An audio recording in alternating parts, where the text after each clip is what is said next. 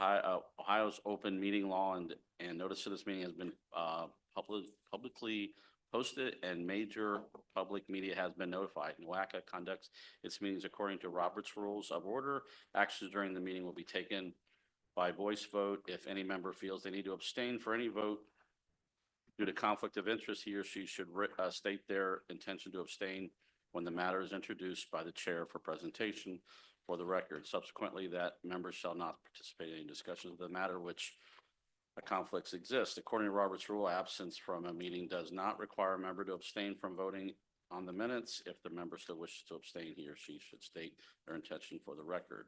For the benefit of the guests and the public and recording, please speak into the microphone. The microphones can be turned off using the red light on top of them. They are on when the light is green.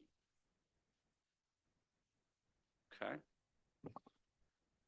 So the minutes of February 21st, 2025, any corrections or additions? Can I have a motion to approve? Moved. A second? Second. All in favor? Any opposed? The motion is approved. Moving forward, public comments on the agenda. Anyone sign in to speak today? No? We have a director's report. Okay, moving forward. Next item is the FY25 Federal Transit FTA Urban Area, the UZA allocation. Ms. Spike. Hey there, good morning. We got annually we have to do this. Transit Council selects the allocations for the 2025 5339, and I don't know what and the 5307 funds. It's based on a calculation we do in accordance with FTA regulations. We will need to approve this allocation so that we can all put our grants in. This year it came in very, very late. Andrea was like emailing me, where is it? Where is it? It just came in a week and a half ago, and FTA then sent out a letter saying, get it out now before we decide to look at it again. So this is all based on population and density and ridership. This is the UZA map from 210 and from 220. This is the map we use. And as Shannon knows quite well, the only really difference is Medina and Brunswick. Brunswick is still within the UZA, but as you can see, Medina has moved into rural. And we know that in the next 5 years, we'll move back to urban, so we're not worried about it.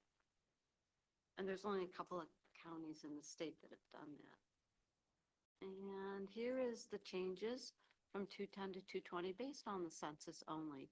You can see what the changes are, where the minuses have been in Summit County, Cuyahoga County, and Ashtabula County. Ashtabula isn't really, we just put this in as part of NOACA's region. The NTD data, we're using 24 NTD data. NTD data is typically a year to 2 years behind, and they still are. I would imagine them even get farther behind now. This is what the 5307 formula funds look like for the entire UZA. $38,623,537 this year. And this, if you look at the percentage of total, based on the FTA service, this is rail service. Unfortunately, none of you have rail systems. We do, so we get it. The unserved funds, if you look at it, this is where we have the allocation. We have 430, usually we have about 430,000 or something like that. And we have asked, Geauga County has asked, well, Lake Tran on behalf of Geauga County, that is who's been going, that's been where it's been going for the last 2 years. I did send out an email to all Transit Council members asking, does anybody else want any underserved? This is capital funds only. We had a long-standing relationship with Medina where Cuyahoga County RTA would request funds in capital for Medina and then turn them over to operating. That's no longer available since Medina cannot put in capital federal grants. So what we've decided that after the 200,000 or whatever people want comes out, then 80-20 goes to RTA, 80 to RTA, 20% to Lake Tran. So you can see what the numbers are. 200,000 going to Geauga, 210,000 going to us, 52,000 going to Lake Tran. And that's what it looks like. And this table would have to be in the minutes because they care about how much money everyone gets. Again, for 5339 funds, about $2.7 million. You can see population density, how that is allocated, 2.3 to GCRTA, 369 to Lake Tran, Metro, Akron. Since they do serve us, they have some park and ride work here, 56, and part also has a small bus that they run, and you can see what the total UZA is. We did have an issue last year. You may see that we have cents because last year we rounded to $1 and we're off by $1. So you have cents here. We can round up Lake Tran if you want to get 4,861,000, 60.63. We can round ourselves down and get 35,688,34, no cents. So we can do that, or we can keep it like this in cents. It's up to you. We got in trouble last year. I got this, you're off $1. $1, it's a rounding error. FTA doesn't understand rounding errors, so I can round it, and I'll round it. Is that good? Yes. Okay, and for Akron and Parda. So this will be rounded to, so you'll see 63 for Lake Tran. We'll take the $1, so it'll be 33 to us. And we'll do the same with Metro and Parda so that it equals. I'll send you the table. And this way we'll finalize the allocation this year. And I need the council to act on this allocation so we can get our grants in. It closes in end of June, right? So that's why it's so important. And then Kelly, who is the FTA administrator, did send us a special email saying, please send it out. And that's why I'm sorry, this could have waited till next council, but that's in 3 months and the grants system would have closed by then. So that's why we're here today. Are there any questions? And I need a motion to approve it, a second, and then we can talk about it. So motion, that's your job, because I'm not the chair. Thank you. You're welcome. Can I have a motion to approve? So moved. A second? All in favor? Any opposed? Okay, Now, I do think that motion is approved. I need to say that. She's our gonna say agreement is very old. We have an inter-party agreement that also, it goes through NOACA. We should look at that. We need to revise it for census. We're a couple years late, so we should approve it. We should work on it with Transit Council. It'll be the same agreement. It would just be fresh. So I'm hoping this year, maybe by December, we can have a new agreement that runs through the next census period. Thank you. So we have another presentation coming up. Leah?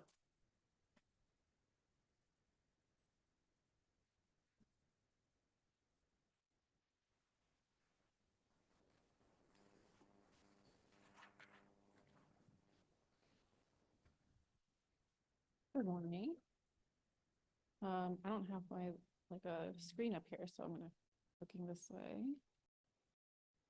No action is requested. This item is for presentation and discussion. The Section 5310 program provides capital grants for transportation providers and specialized populations, such as public transit agencies, municipalities, private nonprofits, and for-profit companies. The apportionment that we had this year, you'll see highlighted in green at the top. And then we split that out for administrative funds to administer the program, some carryover from previous years, and then the total to be programmed to state fiscal year 25 projects is that 4.8 million.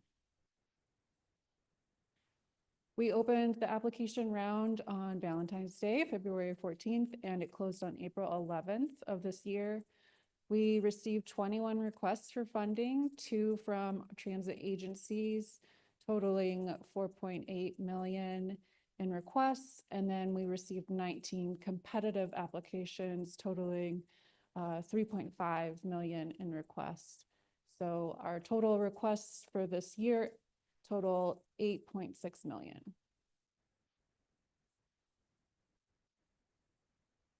So this is the transit agency requests. We received an application from GCRTA.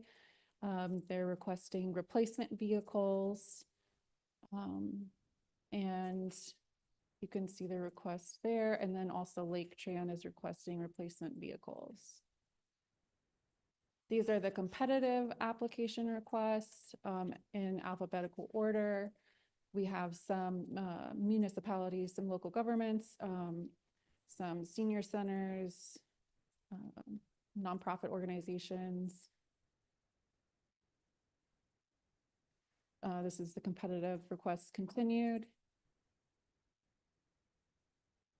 And you can see the total request amount at the bottom there of the competitive applications. So the financial impact is $5,256,033 in FTA funds available to the Cleveland UCA from federal fiscal years 24 and 25 apportionments. Of this amount, 525,000 will be used for NOACA administration and carryover funds from previous years available, et cetera, remaining. So this is our schedule. We'll be presenting this again in June to the Transportation Committee. Then we'll present our project recommendations to Planning and Programming Committee in July, Executive Committee in August, and then the board in September. And I think that's it. Yeah, any questions? I'm like sweating. Questions? Thank you. Yeah. Sarah?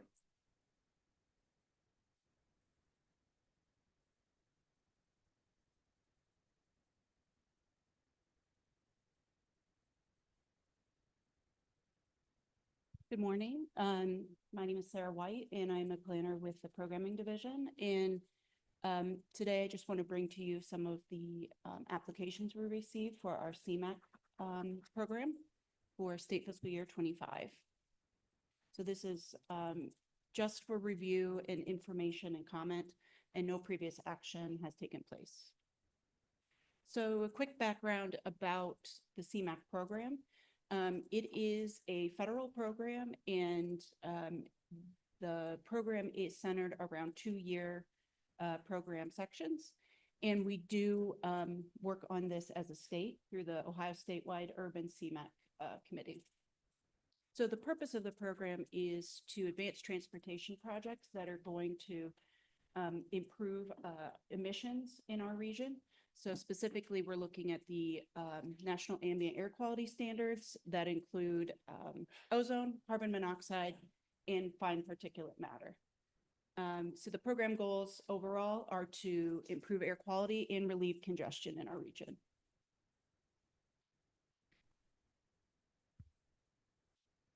So this is just a quick overview of the program funding that we have had for specifically our region for the past couple cycles.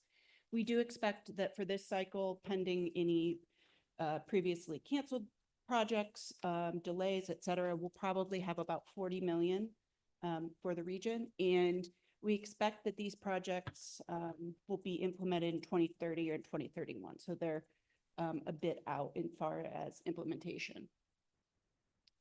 So any eligible applicants are government entities. So that's local governments, communities, municipalities, transit agencies, port authorities. And then we also do consider projects that are a public-private partnership. And we do consider development phases for preliminary development, design, right-of-way acquisition and construction, and then also procurement projects. So that would be anything non-infrastructure activities or program management. So this is a quick list of the eligible program types. We do have quite a few that are eligible, but just a few to point out. One is a regional rideshare van pool program, and they do receive 10 points just for being that type of program. Some of our other more popular ones are transit vehicle replacements for 8 points, public education and outreach, 6 points, and then possibly a travel demand management for 3. And let's see if there's another very popular one would be the congestion reduction, traffic flow improvements, and those tend to be associated with signal improvements and timing. So the evaluation criteria that we go through when we're looking at these proposed projects is created together at that statewide committee. And there are 10 criteria up to 100 points. Actually, I'm sorry, 9 criteria. The first is project type, which we just looked at. The second is cost effectiveness. So we're looking at what is the cost benefit analysis of this? If we put this amount of money in, how much reduction in emissions will be realized?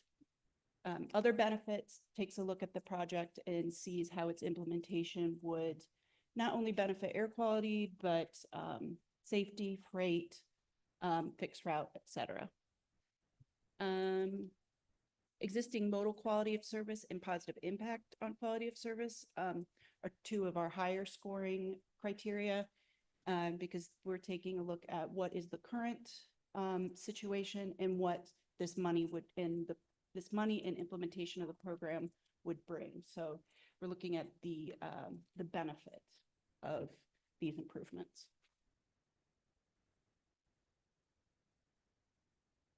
And then the last 4, status of project. We just want to know how the project is moving along in the process currently, what the non-federal match is. We do reward projects that do have a certain amount of federal match or local match to the federal dollars. Regional priority is one that the board of directors will have input on.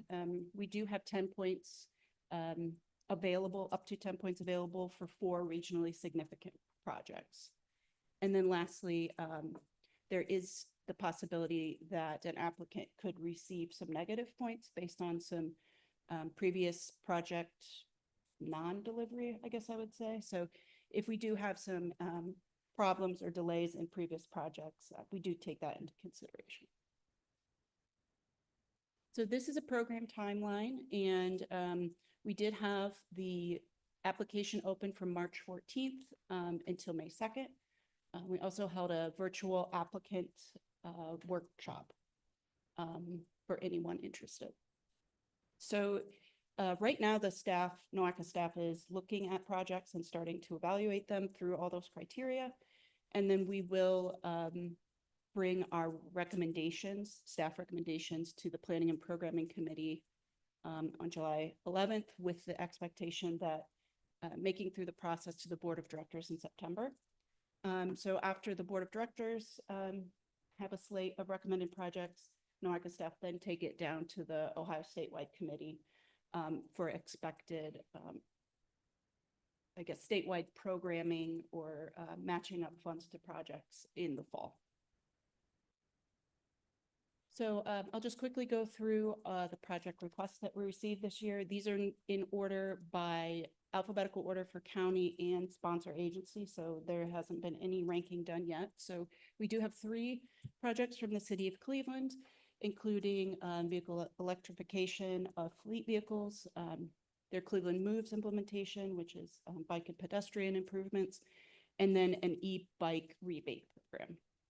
We have a bike and pedestrian proposal from Cleveland Heights, and also the Lake Link Trail and Franklin enhancements from the Metro Parks. We do have requests for new transit vehicles from GCRTA and a signal project from the City of Independence. And then the remaining projects, we have a project from ODOT for a smart lane westbound on 90. Lake Tran has proposed 2 vehicle replacement projects for 2 different types of vehicles. Manor and Painesville both have a signal project request. Lorraine County Transit has some vehicle replacement requests. And then lastly, the city of Lorraine is requesting funding for some roadway and bridge signals. So for our next steps, just to reiterate that we will be continuing to go through our scoring process and discussing our recommendations within the staff and with the executive director. And then those projects will be taken to the planning program committee and then the board for final approval. We will submit those board recommended applications to the Ohio Statewide Committee. And then we do think that by the end of the year, we'll have a slate of projects from the whole state for 2030 to 2031. And that's all I have. If you have any questions, I'm happy to help. Thank you. A long-range plan? Steve?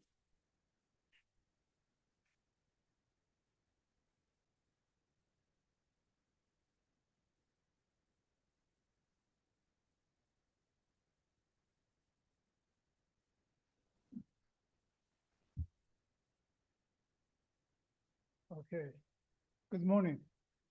I thought there's a computer here, but it's not. So. In June 13, for board, we're gonna present this final version of the update for long range.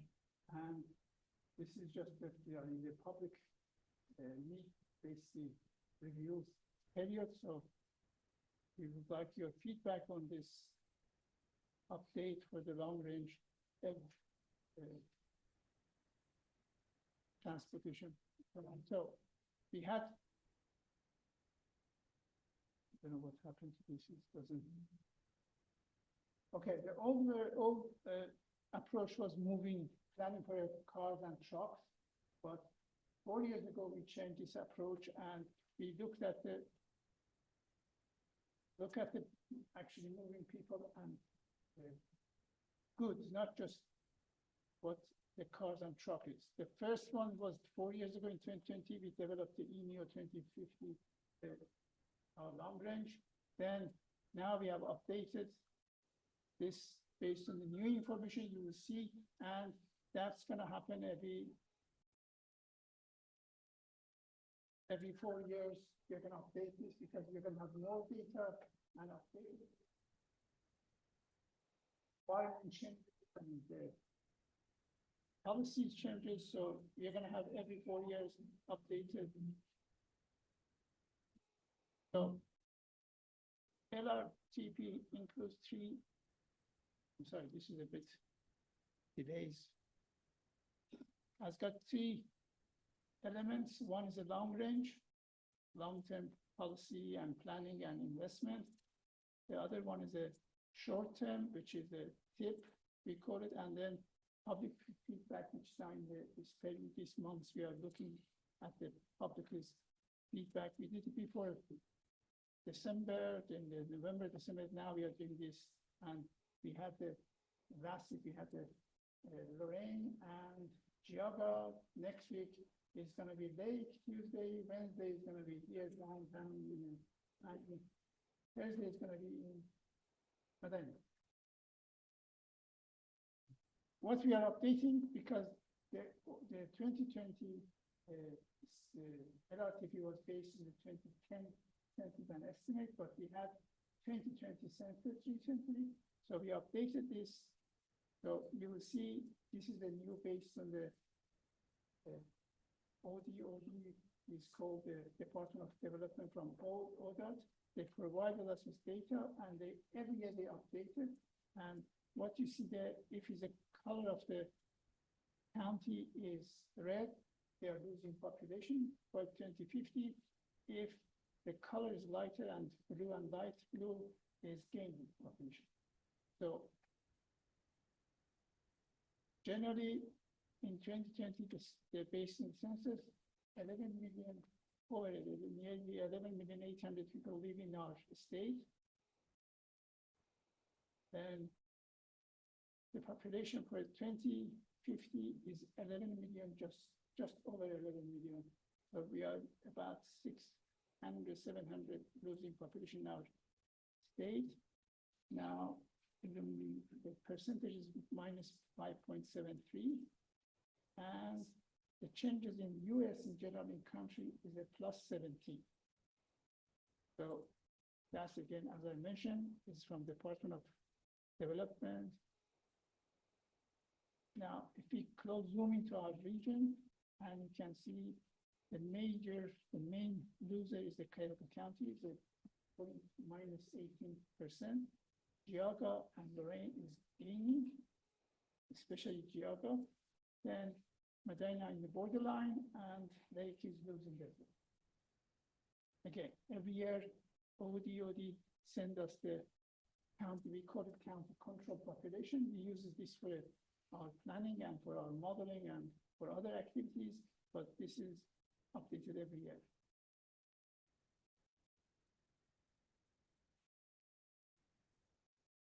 How do they calculate?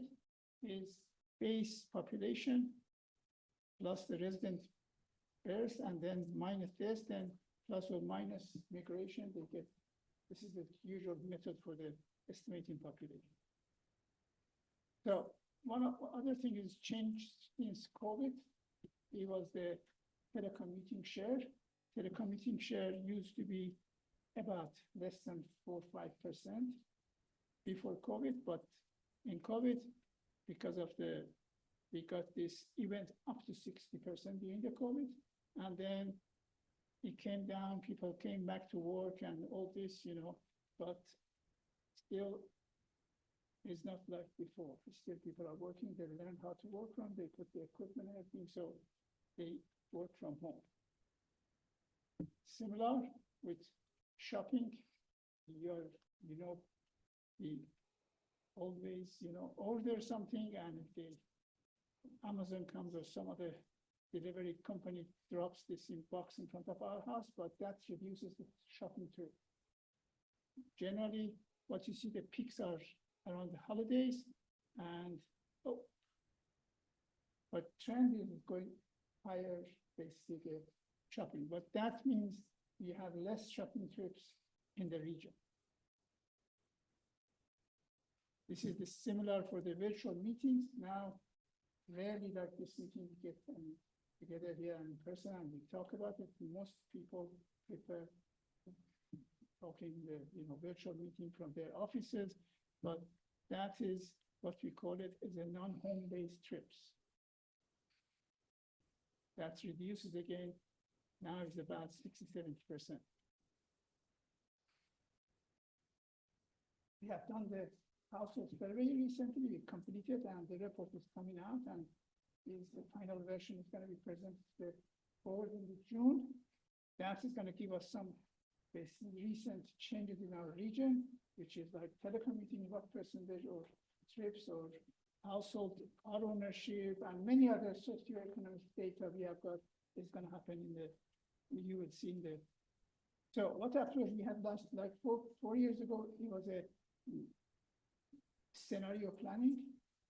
They used to be just looking at the today and looking at the future trend and see what is going to happen, the trend, and doing this. And they did it a little bit complicated. They made some risk analysis. They added some risk analysis and trend changes to some probability and all this. But recently, they are not doing that. They are looking at the scenario, and they say in 2050, for example, what scenario we are expecting. Then we come back and build up from there and see what happens. That's the kind of new planning approach in the transportation. So 4 scenarios. Scenario one is a maintain, 2, we call it car, 3 is a transit, 4 is a total. In 2 sections, you can see travel demand and supply side of it, network side of it. On the demand side of it, the scenario 1 and scenario 2, no changes. Whatever we estimate for 2050 is going to stay on. But scenario 3 and 4, we assume some additional people moving closer to BRT and stations and stuff. So that's going to be some less losing population. On the network side, we have got, you will see the scenarios when I explain the highway arterial improvement project for the first one, because we only maintain the system, you're not adding anything.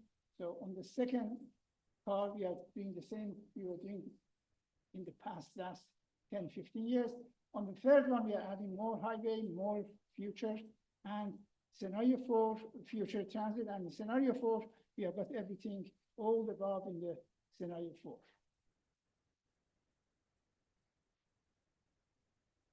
There is some.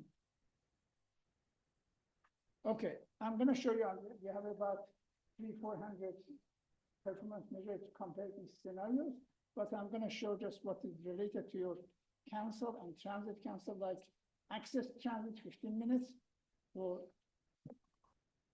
population percentage to access is a 61. In scenario 1 is a green one, scenario 2 is a red one, and then in some of the delay, because I've got animation on this slide, that's why the delay happens. So scenario 3 and scenario 4. So that percentage in the compared in terms of the access transit, which is the 15 minutes walk access. The next one is annual ridership. Scenario 1, 22 million. 22 million for scenario 2, what scenario 3, rest of the BRT, and scenario 3 and scenario 4, and we got maybe not double, but 70-80% extra ridership. Work time, work commute time, again, scenario 1, 29 minutes. All household made to major drop-offs from by, auto, then walk to transit and drive to access to transit. So you'll see is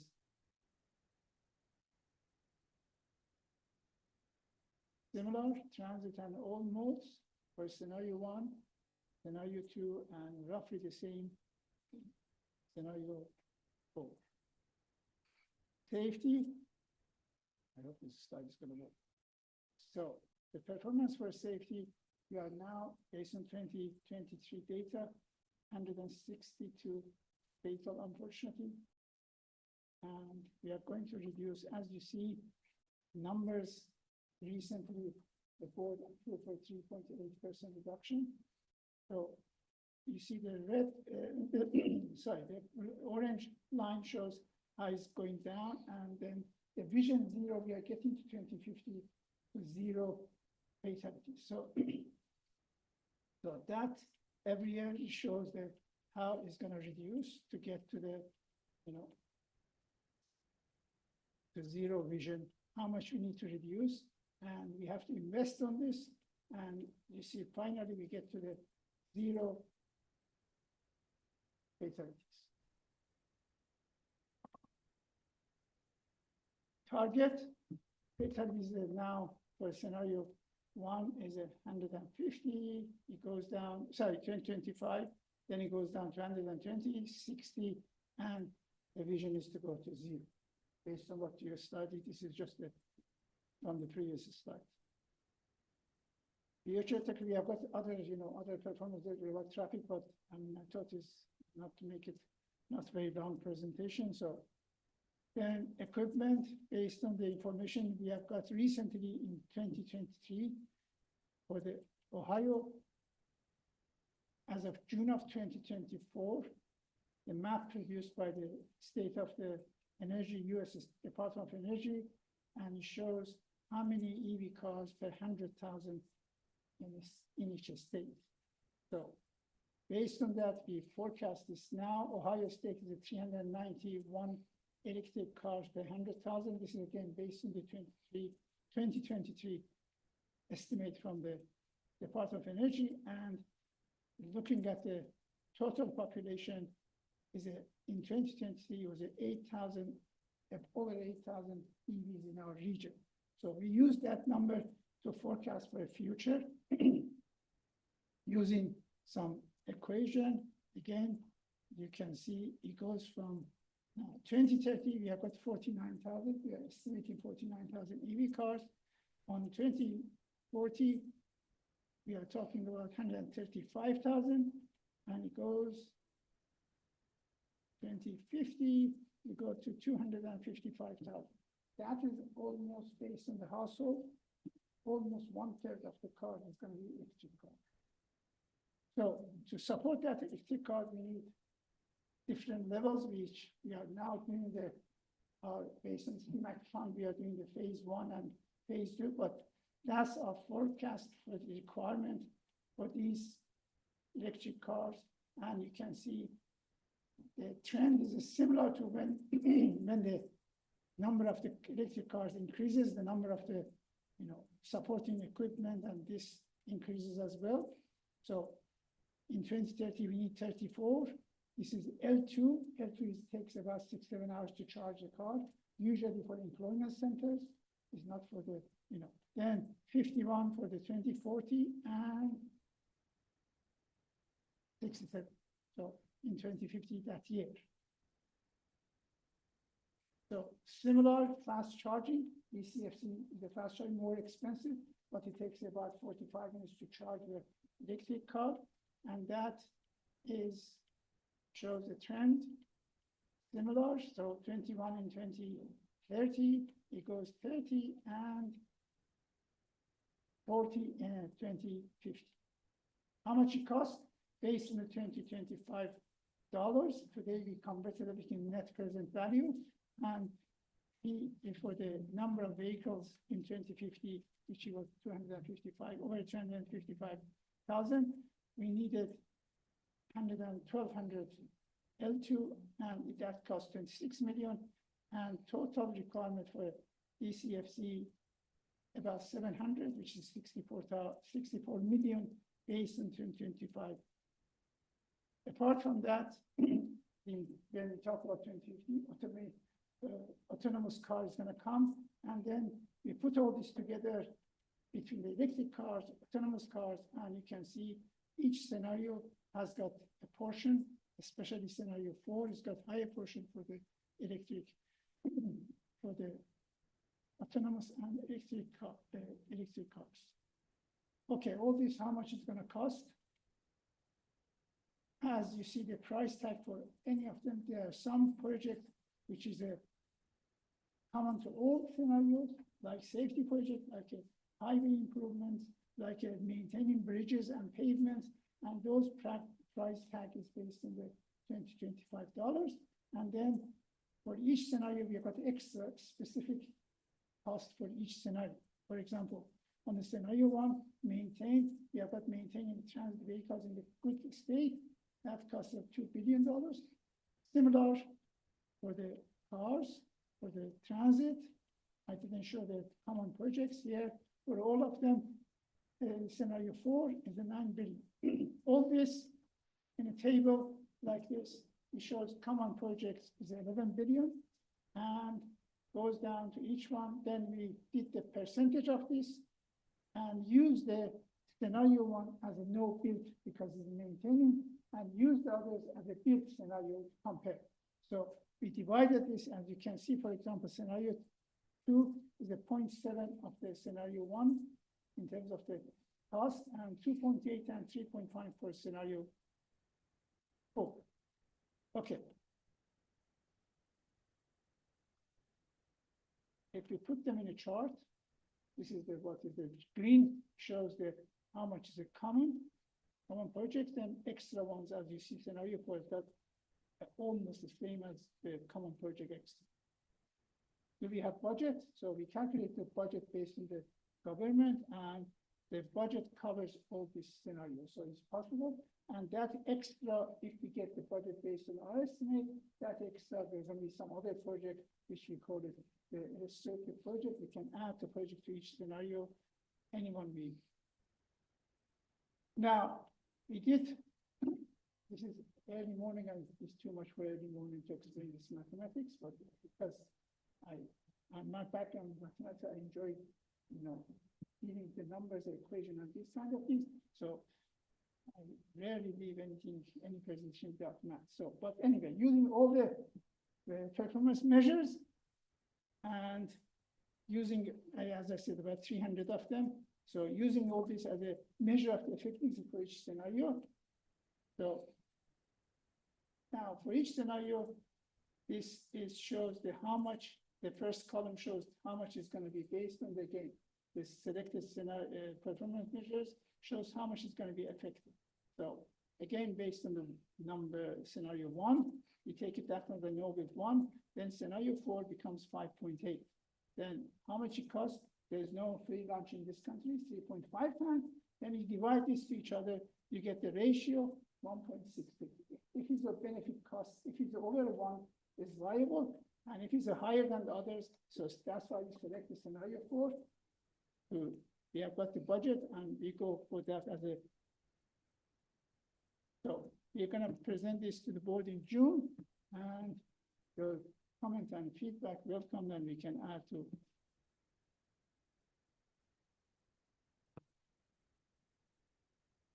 I had one. Anybody have a question? I'll go after you. Go ahead. No, you- Going back into earlier slide, your population projections, I thought that was quite interesting for each county. I wonder how I guess the home market, housing market has been a pent up demand where folks are not moving, and it could happen soon That's gonna take time to go. that there's more movement, people moving into bigger homes, more rural areas, Geauga, things like that. Well, when I did this, the December and before that about this presentation, and already I have this question, what is the, I Right. did myself some research on this. Can you make sure you're talking? So I did research on this, why we are losing population in this state. It's a beautiful, in terms of the why, that we don't have a, fire like California, we don't have a, storm or anything that, why people moving out? Based on my study, still for younger people, for a younger generation, the big, large metropolitan city is very attractive. Okay. Where we are in a triangle of the Chicago, New York, and Washington. Politically, business-wise, all these people we are in this triangle. So people, when younger generation comes, they're looking for a job, they move to there because they're attractive. So they go there. That's why we are losing, it's not just because there's something wrong here. I don't think so. Is anything wrong here? But when the people move, investment goes there because the larger city, and obviously that's now, how do we, explain this to younger generation? This is not, this is the place, you don't have a, Right. if you buy a house here, compare if you buy a house in New York, you can buy a mansion, compare the price. It's just a compare- balance of economic and cultural, their decisions and how folks are looking at the world that way. And I agree. I just find it interesting, the projections. Yes. So I just wanted to comment. Mary Beth, do you have something? Well, following your logic though, there's a thought that we need more housing, that our housing. full, Mary we Beth, have I to- can't hear you. The noise- I'm sorry, there seems to be an ambulance going by. There seems to be a lot going on outside. Yeah,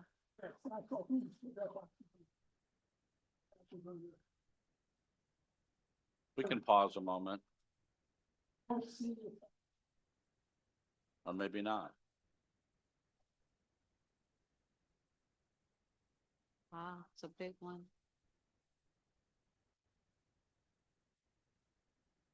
In planning, we have an we have a thought that, we need more housing, we need to produce more housing, there's an affordability and a housing shortage. So I'm wondering how your numbers, if we can figure out how to build housing that people can afford, or if the housing market booms, I'm sure that would do something with population. I echo that. On the, That's- yes, on the scenario 4, the problem is that if I get that. On the scenario 3 and 4, we assume that we said if the people move closer, affordable housing on the nearest station, especially BRT, because in scenario 3 and 4, we say the transit network is an expand. You're gonna have more BRT. We assume not raise because last time when we presented this to here, this council last year about the future of the transit, it was last year, one of the comments you made was too expensive for railway company. So we changed the corridor, the transit corridor to the BRT. But then in the scenario 3 and 4, we assume people get closer to the station, they live closer, then the reduction in terms of the population per county, it goes down a little bit, and lose less rather than, gaining, but the lose less means gaining. So that's on the scenario 3 and 4, we assume that that's why the measure of effectiveness of these two scenarios is higher than the other scenario. I have a question on the EVs too. Yeah. Does that just, maybe it's all EVs, but more and more, like we saw an EV CMAQ application for electric vehicles for the city of Cleveland. More and more people are, public agencies are going to EVs for their own vehicles. Does your projection include that? No, it's just, Okay. just Just personal the autos? personal cars and Right. vehicle cars, what's in the just based on the 8,000 right now, but it's not really more than that now. So it's 8,000, we forecasted based on, no, nothing, government Okay. in terms of, even we installed now, in one of the stations, we installed Yes. the EV chargers. One of the metro parks, we put the EV chargers, we told them they want to charge their cars, both cars on this, they can do it overnight. And the 18 hours should be available to public because the public, private, for the private cars. And my final question, I'm not gonna let you get off the hook with that formula, the MOE. So when you looked at your final table for the MOE, it's probably like cost effectiveness ratio.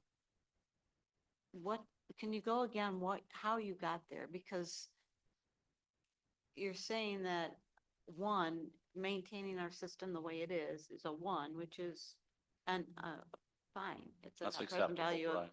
but then the more expensive one, the scenario 4 is a 1, almost 2, 1.93. If you can just explain a little bit about, Okay, then That. we identify first of all, we identify the We'll get first, you a lapel one next. we identify the first, which projects are common among all 4, like safety, like maintaining, that doesn't matter what policy you follow, you need to keep the bridge in a good condition, you need to pave the roads, you can't just say this is so those it cost, this is separate from all these other 4. But if you want to compare the 4, we have to compare 4, each with each other. So we said, okay, maintain, we are saying we are not going to do any extra. So that's 1.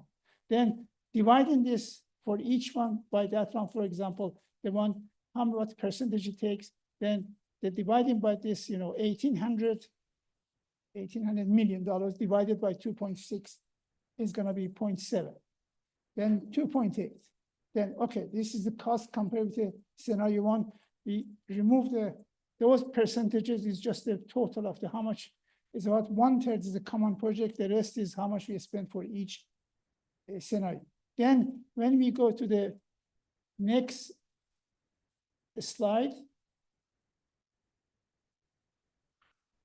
we look at this and we say on the performance measures, which is, I'm saying is about 300 of them, we compare them and we took the first one, scenario 1 as a 1 to be fair in terms of the cost, then dividing any delay, any transit accessibility, ridership, all this putting together, comparing each other as a percentage, then that becomes the 5.8, for example, 2.6 and 0. So that's the MOE, that's the cost. So like a benefit cost ratio, we divide to each other, then we get the result, and that is anything over 1, because 1 is the one, scenario 1. Anything over 1 is viable, and the highest one, which is 1.66, is the selected scenario. thank you. Thank you. Very good Thank you. information. She has a question. Not at this time.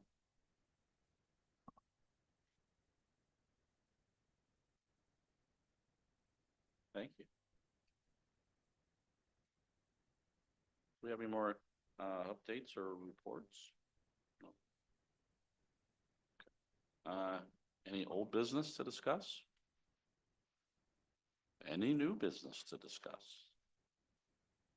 I think we all know that the NOACA meetings that Ali said are next week in all of our counties. And this week is, Ride Your Bike to Work week. Today is Ride Your Bike to Work day. If you didn't ride it, maybe you can ride it home. Okay, can I have a motion to adjourn? So moved. Second? All in favor? Meeting is adjourned. Thank you.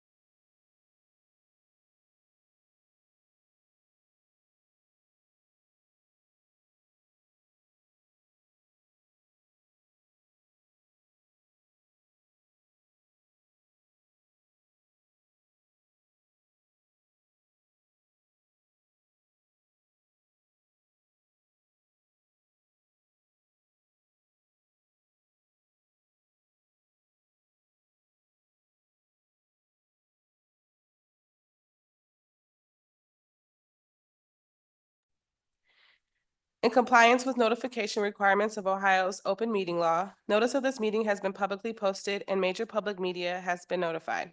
NOACA conducts its meetings according to Robert's Rules of Order. Actions during the meeting will be taken by voice vote. If any member feels the need to abstain from any vote due to a conflict of interest, he or she should state their intention to abstain when the matter is introduced by the chair for presentation, for the record. Subsequently, that member shall not participate in any discussion of that matter for which a conflict exists. According to Robert's rules, absence from a meeting does not require a member to abstain from voting on the meeting minutes.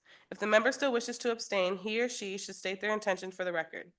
For the benefit of our guests from the public and the recording of this meeting, please be sure to speak into a microphone. The microphones can be turned on and off using the red button on top of them. They are on when the light is green. Now we're going to move on to the approval of minutes from February 21st. Any corrections or additions? Can I have a motion to approve? A second? Second. All in favor? Aye. Any opposed? Who was the second again? I'm sorry. Thank you. Any opposed? This motion then is approved. We're going to move on to the public comments. Has anyone signed in to speak today? No one signed in to speak, so we'll move on. Is there an executive director's report? Not at this time. Moving on to action items. There are no action items for today's meeting, so now we'll move into presentation. First up, we have the Regional Metro Parks Trail Connectivity Study presented by Morgan Mackey.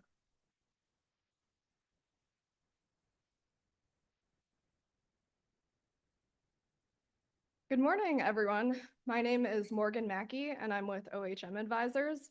I'm presenting today in place of Matt Hills to present the Regional Metro Parks Trails Connectivity Study.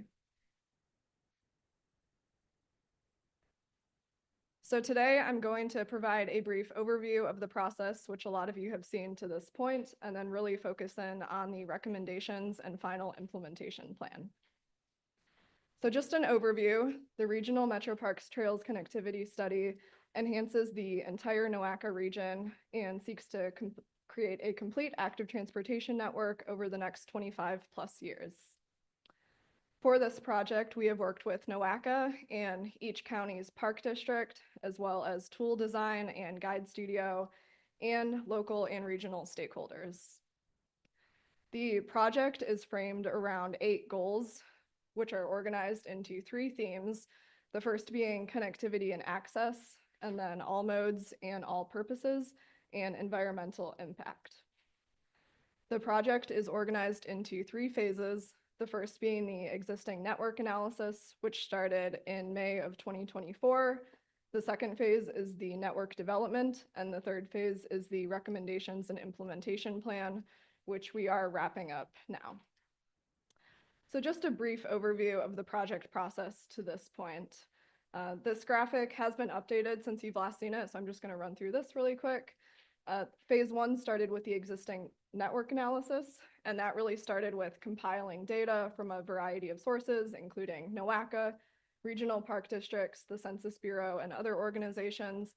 And then we were able to synthesize and analyze all of this data using a GIS analysis, and conducted the first round of public and county-specific engagement to understand existing conditions. And then that moved into the second phase of network development, in which we used a combination of GIS analyses and public engagement to work on developing the network. And then the third phase of recommendations and implementation started with scoring analyses. And then we use this along with county-specific engagement to arrive at final recommendations organized into short-term, mid-term, and long-term recommendations. And then the project wrapped up with implementation strategies, which included maintenance considerations, communication strategies, and cost estimates for short-term routes. So just briefly going back to phase 1, this was the final map that was generated from phase 1, which shows existing facilities and previously planned facilities. So the existing facilities include existing trails, existing separated bike lanes, and existing buffered bike lanes. And previously planned facilities include any facilities that were proposed in planning efforts previous to this study, such as TLCI studies, and also only include facilities that are classified as a level of traffic stress of 1 to ensure a comfortable network for all users.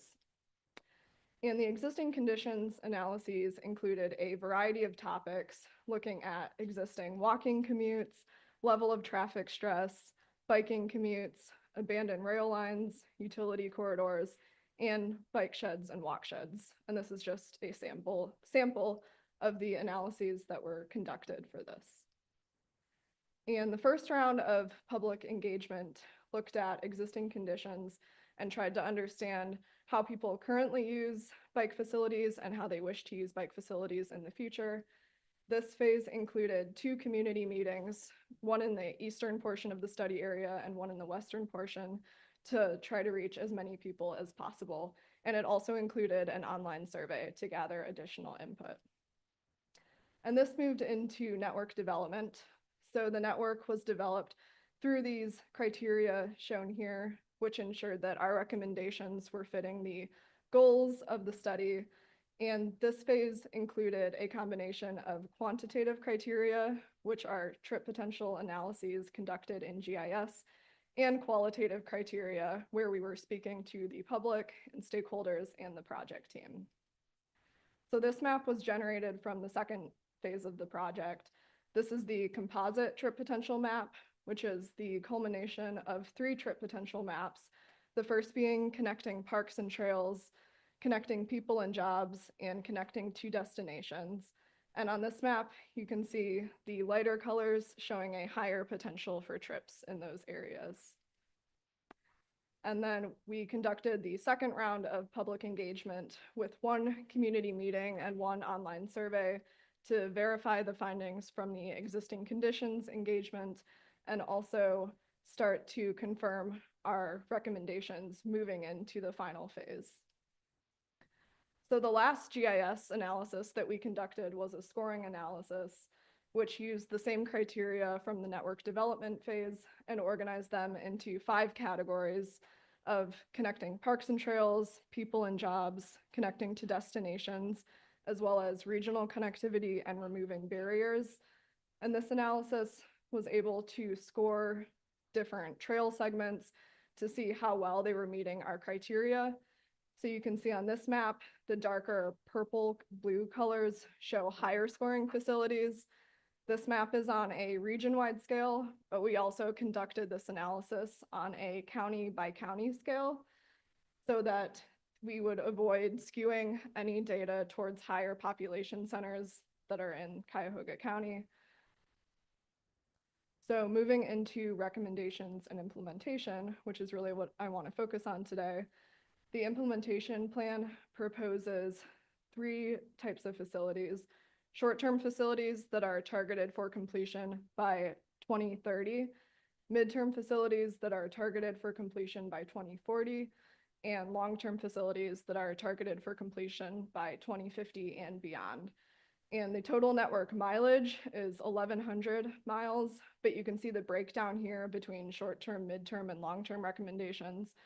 Short-term recommendations being 26 miles, which really acknowledges all the time and effort that goes into successfully implementing this bike facility system. So here is the overall implementation plan. You can see short-term facilities shown in pink on this map, midterm facilities shown in blue, and long-term facilities shown in yellow. And I'm going to break this map down on a county by county basis in the following slides. So for Cuyahoga County, there are 6 short-term routes connecting along Euclid Creek, connecting to the Towpath Trail, connecting Opportunity Corridor, and connecting to regional park systems such as West Creek Reservation and the National Park. In Geauga County, there are 3 short-term routes, 2 of which connect into the Maple Highlands Trail, and 1 that connects to the Solon Rails to Trails in the southwestern corner of the county. In Lake County, there are 2 short-term routes, one connecting from Painesville Recreation Park to the lake, and then along the lakefront to Fairport Harbor. In Lorain County, there are 4 short-term routes, one connecting Crusher Stadium to the lake, one connecting just south of French Creek Reservation, one connecting to Cuyahoga County, and then one connecting across the Black River in Grafton. In Medina County, there is 1 short-term route which connects along a rail corridor in Wadsworth in the southeastern corner of the county, and also connects to counties south of Medina. So for each short-term route, we were able to classify them based on facility types to start to get a rough idea of the cost associated with it. This is a sample of 3 facility types shown here, which include a range of improvements from minimal improvements to very heavy improvements that would need to happen to construct a facility. And this allowed us to estimate costs for each short-term route. So here you can see this example of 3 routes in Lorain County, where we were able to calculate the route length and, using the facility types, get a rough cost estimate for each short-term facility. And maintenance considerations are also very important to consider, not just for the proposed network, but also the existing network, to ensure a high-quality experience for trail users. So this project organizes maintenance considerations into daily considerations, seasonal considerations, and long-term considerations to really ensure this high-quality experience for all. And then lastly, we were able to organize communication strategies, which really organize the network into this hierarchy, which helps inform different design and build priorities, as well as operational and maintenance priorities, and help people navigate the trail network. So this organizes the network into primary connections, which are regional routes, secondary connections, which we're calling local routes, and tertiary connections, which are neighborhood routes. And again, this really helps with design build and operational priorities, as well as navigation and wayfinding to ensure a high quality experience for trail users. So the study budget is not to exceed $249,965. And our next steps moving forward include submitting the final version of the report by the end of May and presenting the findings of the study to NOACA's board meeting in June. Thank you. Thank you, Morgan. Any questions? Thank you. Thanks. Next up, we have bike app development update. The presenter is Sam Spiker.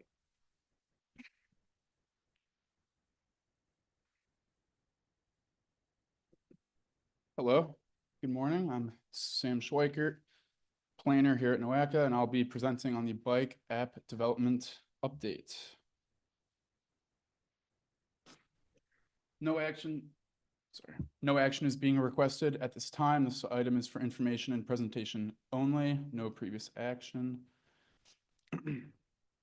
So the bike app that we're developing is a responsive website that looks and acts like an app, but it's more of a web app that includes an interactive bike network, including our LTS, selectable layers, and general bike info and safety tips. This app will route users from point A to point B according to their preferred level of traffic stress. So if you want to mainly stay on an LTS 1, which is very comfortable, you can select that, and the route will do its best to keep you on LTS 1. The route might be a little longer doing that, but it'll still do its best to keep you on a comfortable route. The name that we came up for this app is Bike Neo. And the following slides will include pictures and screenshots of the user interface that we've designed so far.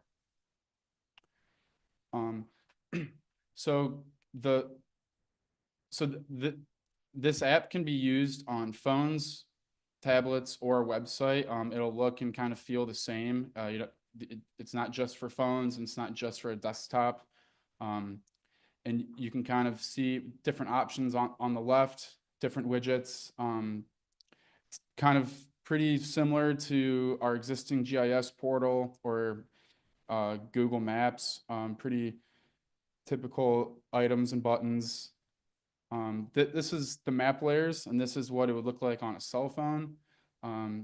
It includes the LTS you see under the rider skill, bike lanes, paths, trails, rail lines. We're still collecting point data for different points of interest like bike shops, campgrounds, bike repair stands.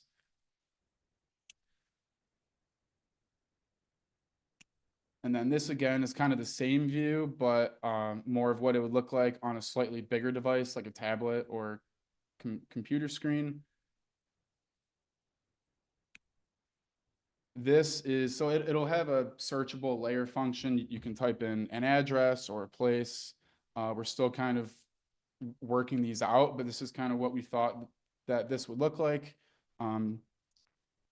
You can, we'll have for the featured places menu, we're still working to create a list of, featured places that we consider to be featured places across the region. And these things will kind of pop up as suggested destinations for you to go. And then again, this is the search screen at what would be on a desktop or tablet. Again, with the featured places, we're still kind of working on creating this list. The app will also include general bike tips and info. This will include definitions of our level of traffic stress, definitions of different bike facilities and what the difference is, bicycle safety tips, how to properly ride a bike, how to properly indicate, you're turning and changing directions, and just other resources that you might need just for general bicycle info. And then again, on the right, you can kind of see the little visual graphic breaking down our LTS. LTS 1, very comfortable. LTS 5, basically do not ever ride on.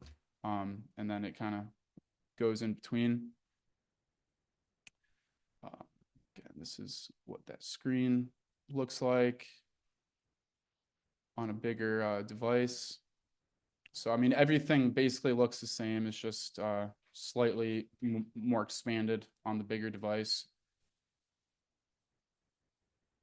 And then this is where you can put in your origin, enter your destination, and then choose your preferred level of traffic stress. And like I said, the app will do its best to keep you to that level. Sometimes, you can't always get from point A to point B with LTS 1, so LTS 2 might have to be used here and there. And then I will just kind of run through a live demonstration of kind of what this looks like. So I'm just gonna make this like a phone size, just so you can kind of see. Sorry, I know it's kind of hard with like the map in the background, but you can kind of rotate. I mean, it's like a pretty typical app, different widgets, different menus, drop down, easy to use. So this really is intended to help kind of plan out your route, especially staying to the comfort level that you want to stay on. So it's not, there's obviously other applications and programs out there that can route you, but the whole idea of this is just that it can kind of keep you on your preferred level of stress that you're comfortable with. And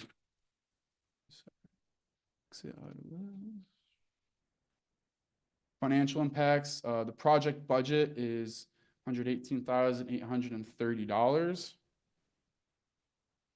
And for the next steps, the project team, including NOACA staff and Tierra Plan, will provide project updates and app development progresses. We do a testing version of the app is planned to be available in fall of 2025. And this will support route assignment by preferred LTS. We're still unsure of how we'll be accepting feedback and comments, whether that will be a function within the app to suggest changes or something separate, but we'll be open to all feedback during the testing stage.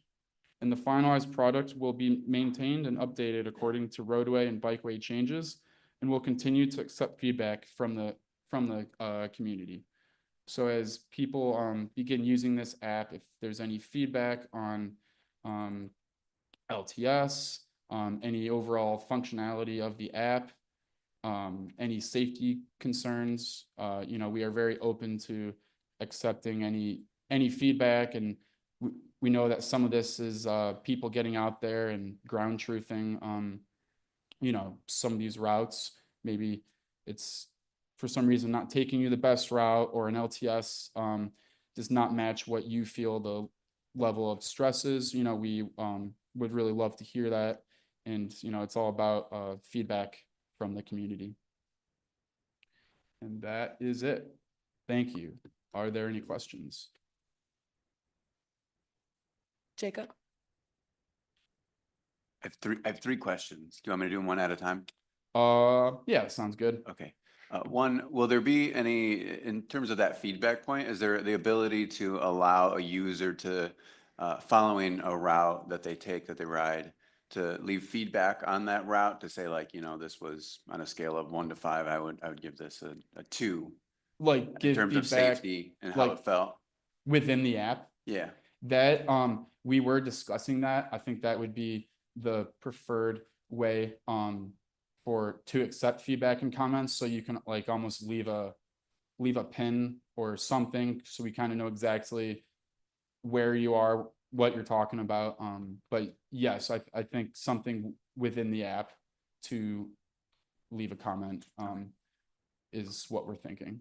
So yeah. And will the data that's collected, so let's say I go in and I plan a route from my home to work, does that data get collected for NOACA to use and keep to kind of create like a heat map of these are, where people are riding the most in the community using the app? That is a great idea. I do not think that is something we've considered yet, but that really is that would seems very useful. And yes. Okay, cool. I agree.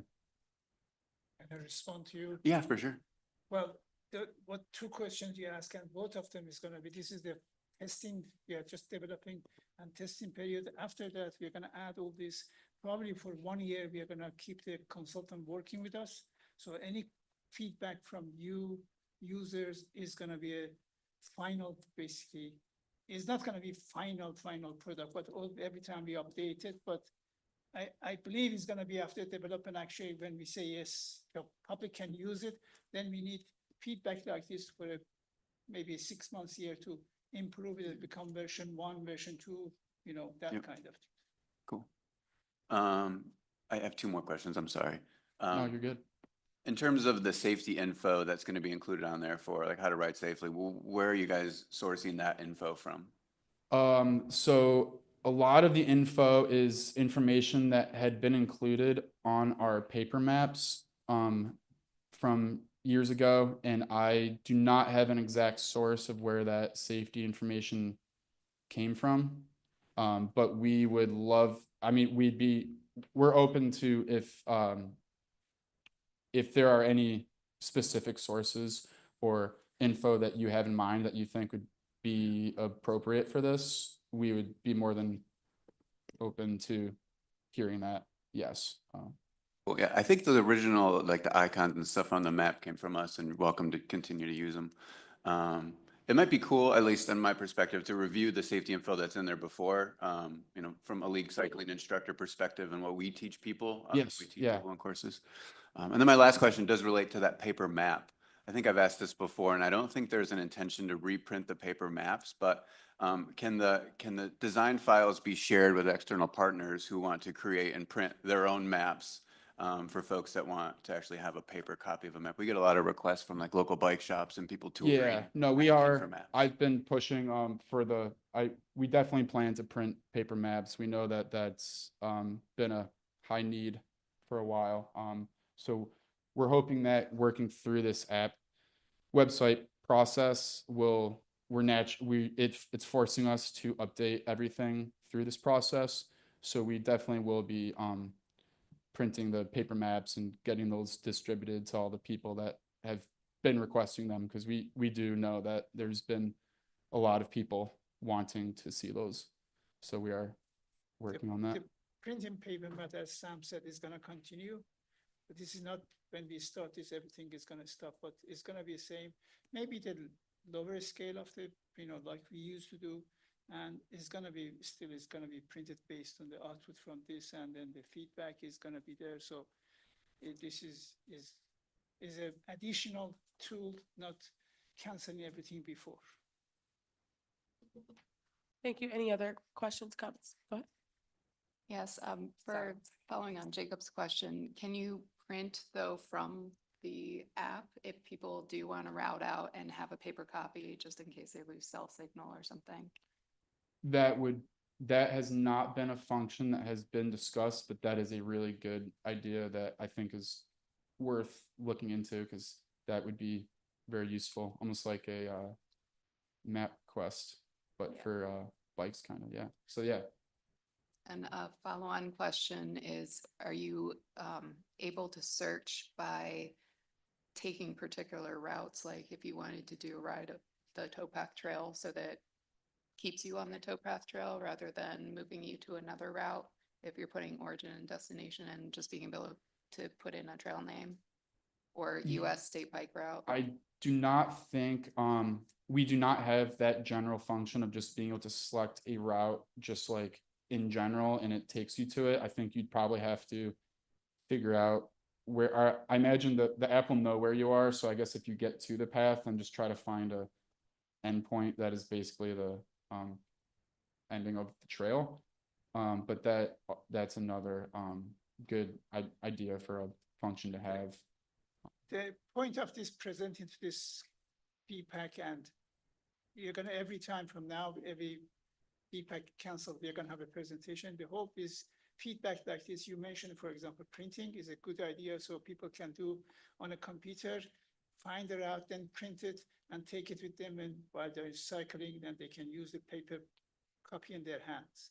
So the other suggestion, these are going to be something, the point of this presenting this is to get feedback from you as we are now, our consultant working on it. So we have your comments next week when we have got the progress meeting.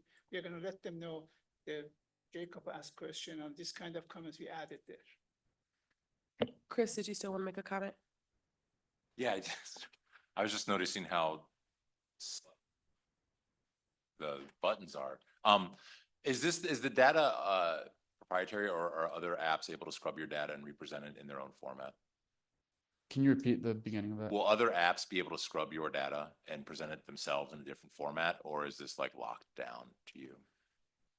I'm not I don't think I have a great answer for that. That could be something that we look into, but I don't really think we'll be looking to share this. What kind of data you mean? I mean, this, I mean, if somebody else wanted to just take all your data and repackage it and sell it, Like position the app and just take it themselves, like, the weather service, the Federal Weather Service gets robbed all the time by apps who take their data and then sell it to people in a prettier package. I'm just wondering if I doubt that. Doesn't seem like we something that have to talk to the consultant, make sure that's not gonna happen.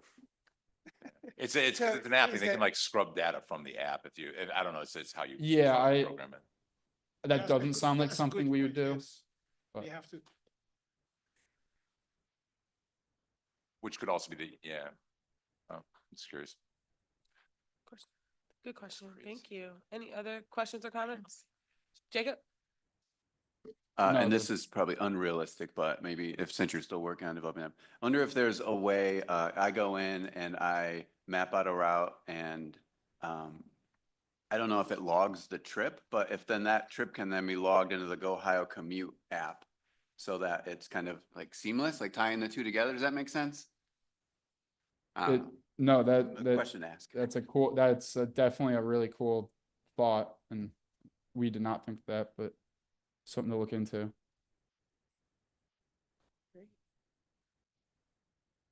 Great. Any other comments or questions or feedback for Sam to take back to this team? All these comments, though, were very useful, so thank you. Absolutely. Thank you, Sam. Next up, we have Transportation Safety Program Policy and Fund. Presenter is Kessa.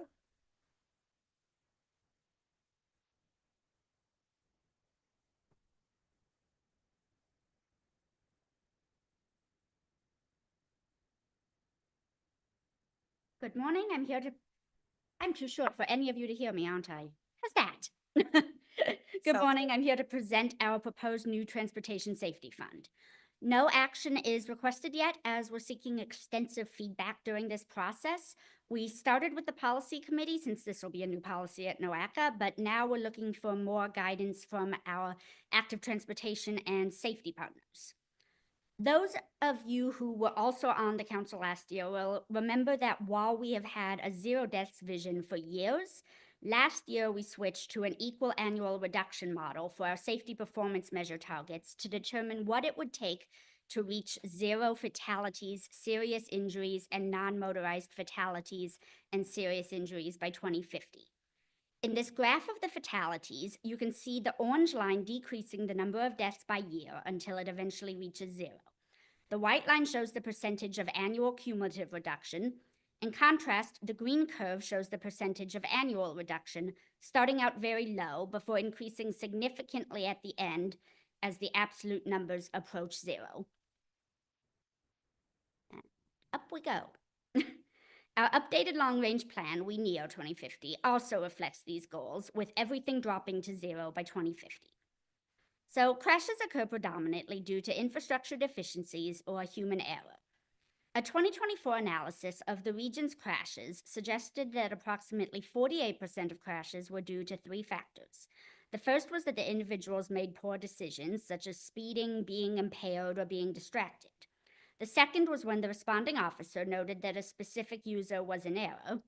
Finally, we looked at crashes where contributing circumstances were deemed to be errors, such as running red lights or improper lane changes. As a public agency, we are particularly interested in the 52% of crashes that are attributed to infrastructure deficiencies that can be directly funded for replacement or enhancement.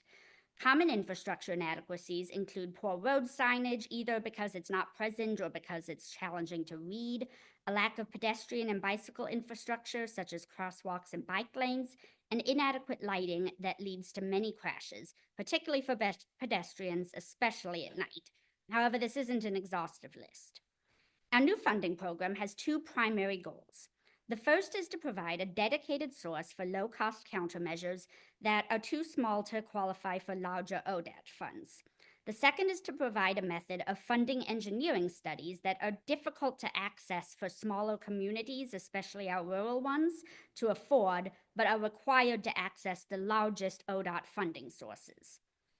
The 2022 Community Safety Reports introduced the Federal Highway Administration's proven safety countermeasures, but the latest year expands on this by incorporating a cost-benefit analysis for selected countermeasures, which we'll discuss over the next few slides.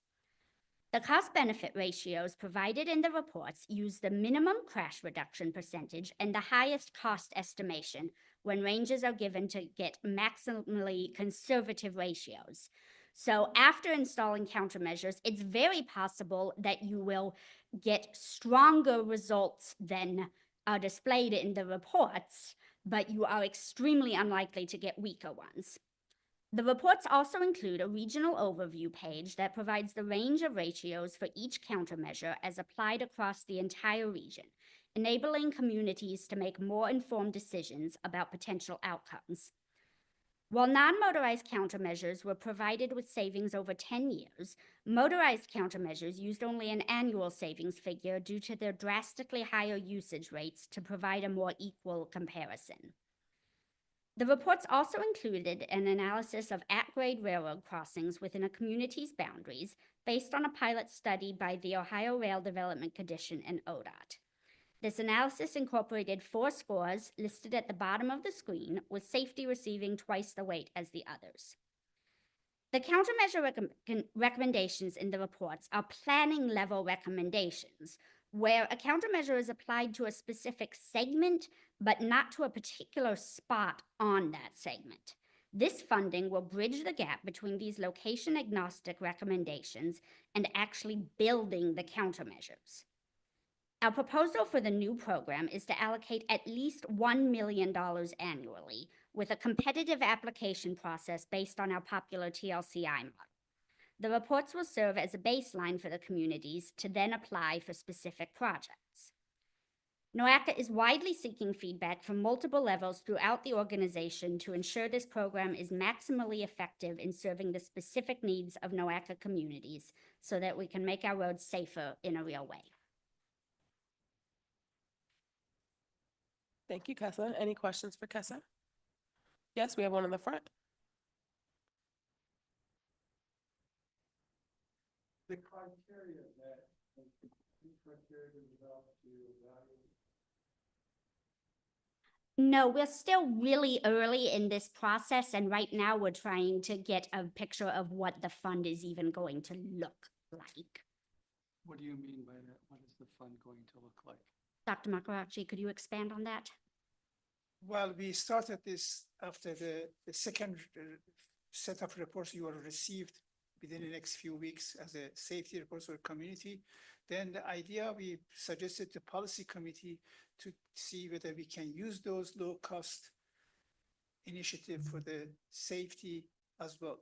The suggestion was to talk to more public before finalizing anything. So that's why we are presenting to this council and other committees to get the feedback to see how we are going to basically build upon these comments, the allocation for the safety measures and probably the applications, how to be prepared, actually what criteria to put there.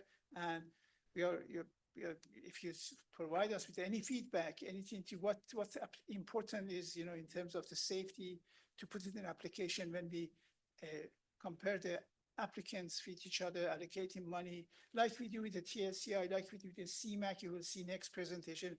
There's a criteria for each. We look at it, but this is the earliest stages, very early. This is just, in May, in June, in April, we did to policy, and this is the first time we are doing this to get the feedback. Well, the LO feedback, then, the suburbs, their number of fatalities or the severity of fatalities or accidents is always going to be less than some of the inner city areas. But nonetheless, those safety concerns in the suburban area are just as valid. Absolutely. And quite possibly easier fix. So as always, this particular issue is a problem in evaluating most applications here at NOACA, but if there's some balance that could be struck to it. Recent, for the city I represent, we've looked into, outside sourcing it, but the number of fatalities, or not fatalities, the number of accidents, doesn't always rate well enough for like a statewide or a 5-county-wide competition, but nonetheless, I would say that we are well aware of that. And one thing that I do want to make sure is very clear is, so Ali mentioned how this fund is kind of coming out of these reports. These are community safety reports. Like, I have 71 cities and villages in the 5-county region that have individualized reports that compare their arterial streets only against each other. And we will absolutely be tying in that this is the most dangerous thing in the village of Chagrin Falls or the village of Madison or these other ones where I've got some villages in here that only have 2 or 3 arterial segments in them. But you're absolutely right. Those are still really important to make safer. The other is that most communities do not have a transportation engineer on staff. It would be a small group of communities that actually have contract with an engineer that has one on staff. So the part of TLCI where you go around and do a study as identifying the worst intersections within the city wouldn't be a bad part of the program, just identifying them and prioritizing them before putting money into solutions. And again, the second point of this fund that I mentioned is explicitly the cities that are too small to have an engineer. We want to give them money specifically to get an engineering study. That is an explicit point of this because a lot of the ODOT funds you can't get without an engineering study. And if you don't have an engineer on staff, we want to pay you to hire a consultant, pretty much. You'd be surprised at the number of communities that there's a wide disparate view of who manages the traffic signalization, for example. A lot of times is operated by either a service department or a police department. It has nothing to do with traffic engineering. It was just the way it's always been. And they could use a lot of technical support to make those intersections a lot safer. Thank you. Any other comments? Sure. Thank you. So since policy changes are generally free, and consequences generally deter antisocial behavior, would it make sense for this committee to support lobbying for legislative changes that increase punishment for reckless drivers, vehicle thefts, or fleeing and evading police? Are you thinking of like ultimately walking up to a board resolution saying we support how to?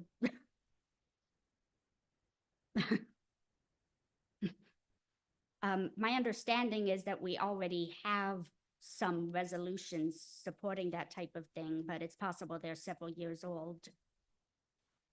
We could probably investigate. I don't think so. This project is, CASA, we answer all these questions you are asking. Those are, I don't think so. NOACA is Funding, right? And I'm just trying to come up with something that's free that would probably have direct impacts to safety on the roads. That's all. It would just be a position that this committee took and maybe passed on to the policy committee and then NOACA as a whole. And next time they go down to Columbus. I mean, we're working towards 0 fatalities. I just see a lot of deaths happening by way of stolen vehicles.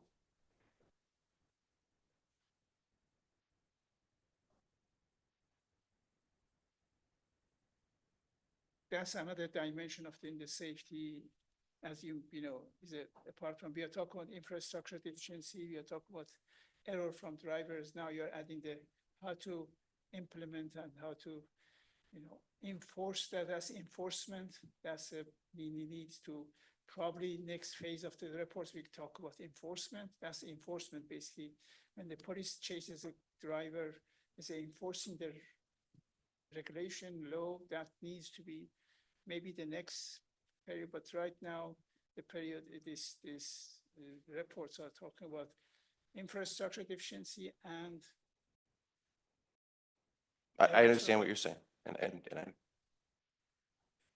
something that might help that doesn't cost anything. That this is a board that's advocating right on behalf of cyclists and drivers as well.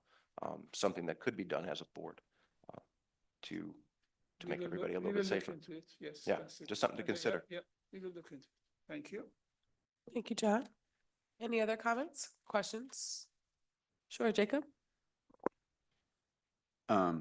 I'm curious, it notes on here, utilizing the community safety reports as kind of the baseline to identify projects potentially for this pot of funds. Is there opportunity to include like other safety plans cities might have? Like I know Cleveland Heights just adopted a safety plan, so did Lakewood and Cleveland. Would those projects identified in those plans be eligible, or do they have to be projects from the CSR?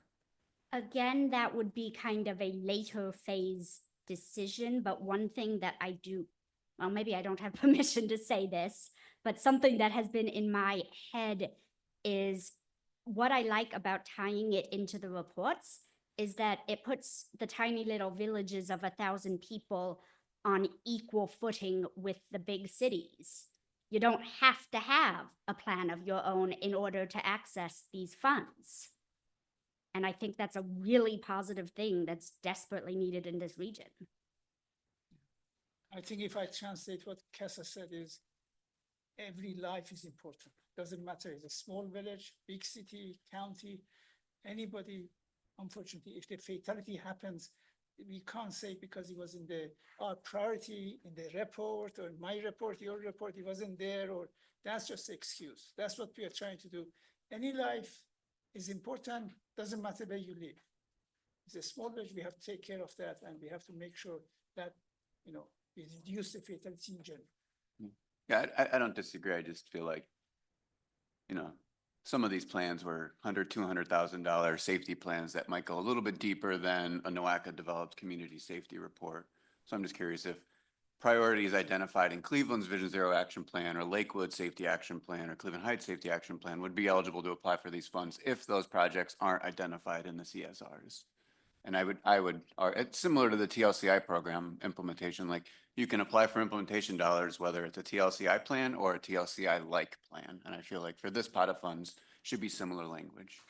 One of the items Kessa mentioned, it was the similar approach like a TLCI. So any plan, any safety plan, if it's available and they referred in application, that should be applied. As I said, we are earlier stages of developing this fund allocation and developing this policy.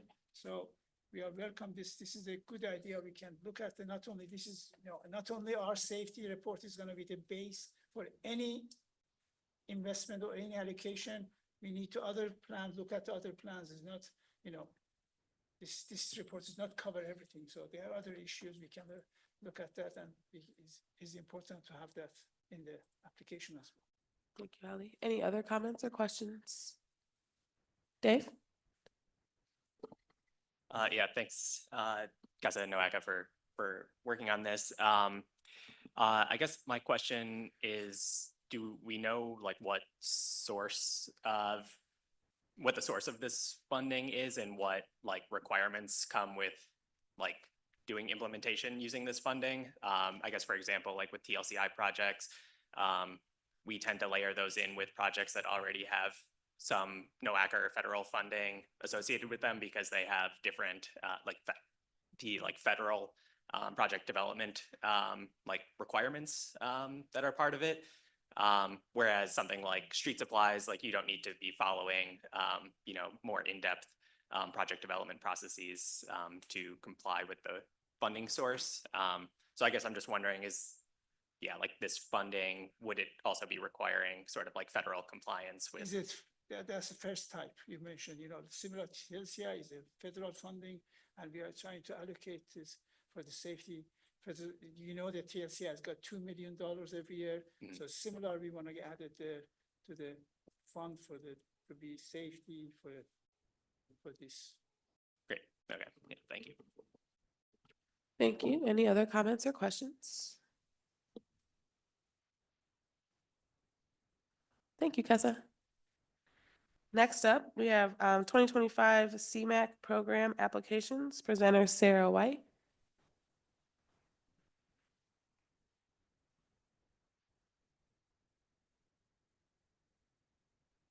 Good morning, everyone. My name is Sarah White, and I'm a senior planner in the programming division. And this morning, I would like to give a brief overview of the CMAQ program and the applications that we have received as we just closed out our application period recently. So this item is for review and information only, and no previous action has taken place. So a little bit about the CMAQ program, the background.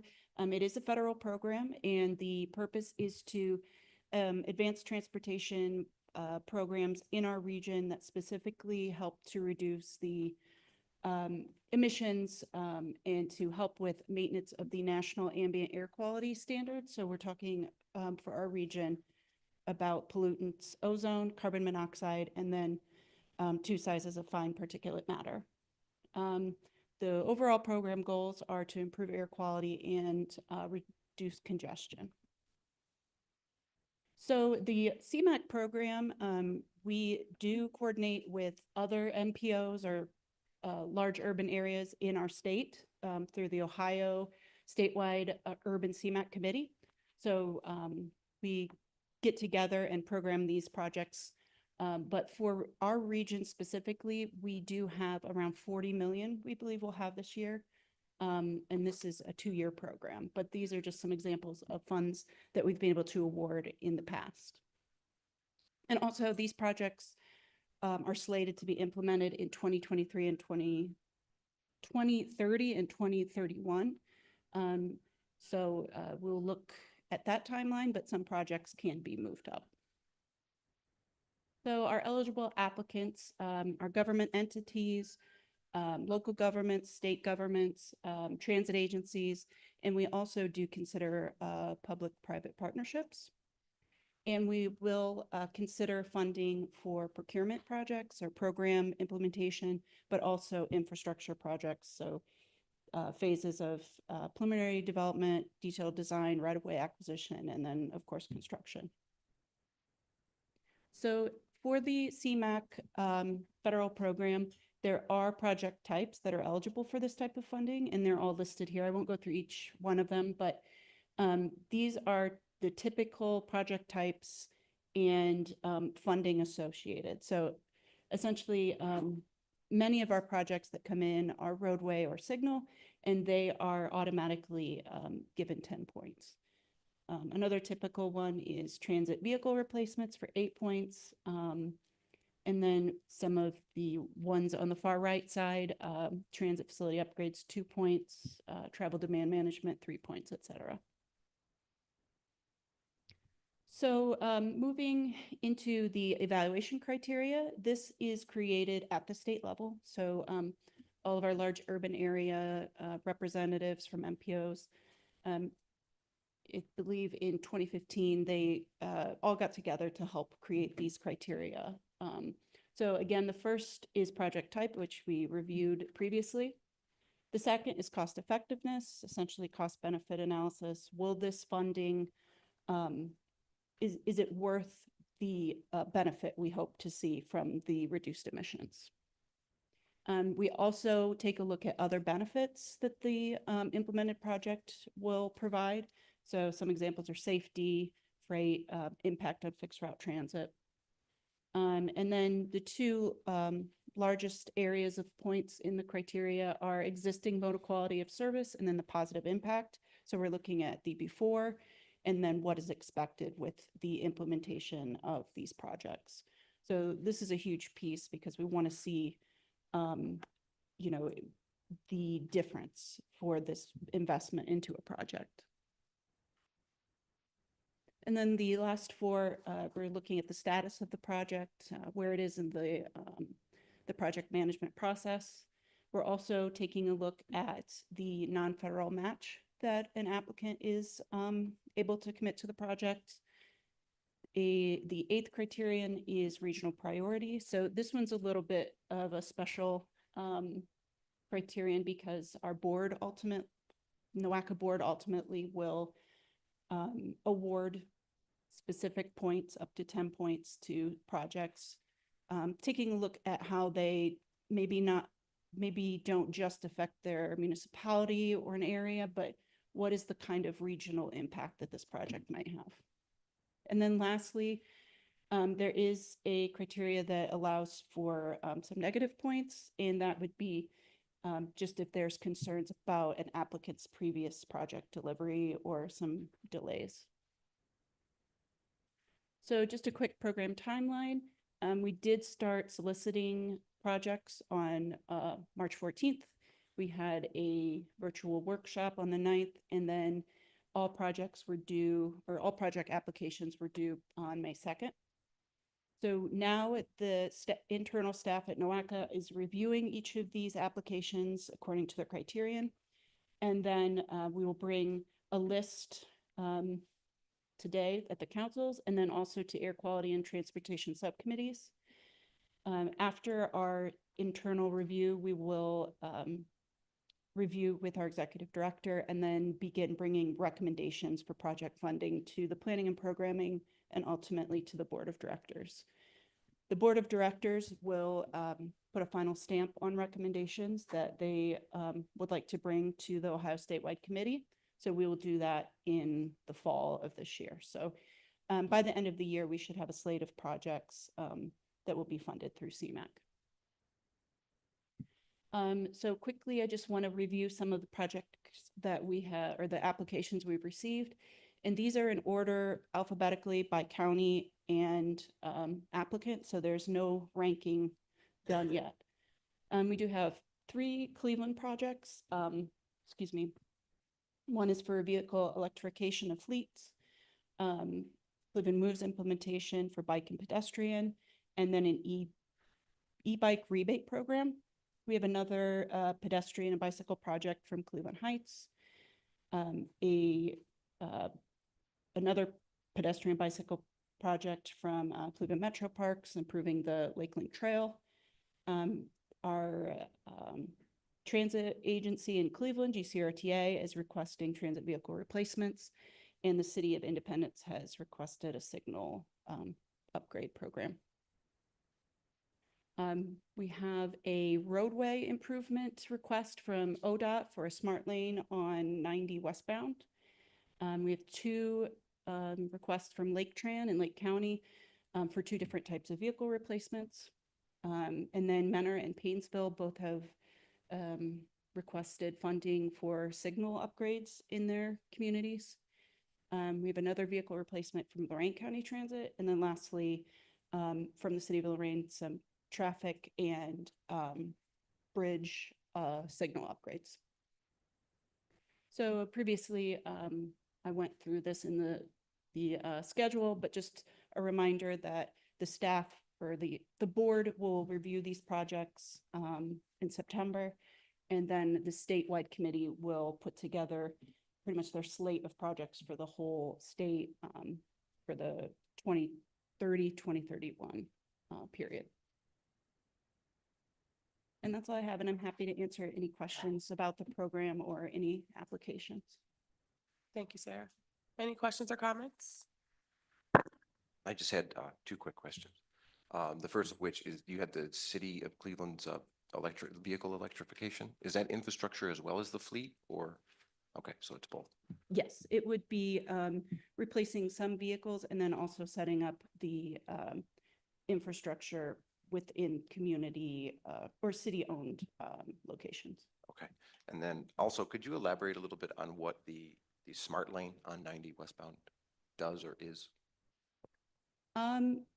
So in my initial review, and if anybody from ODOT wants to chime in on this as well, but it would essentially be allowing an additional left lane to be open during peak congestion hours, but it would not be open 24/7. So a huge piece of that would be the signage and signalization of that.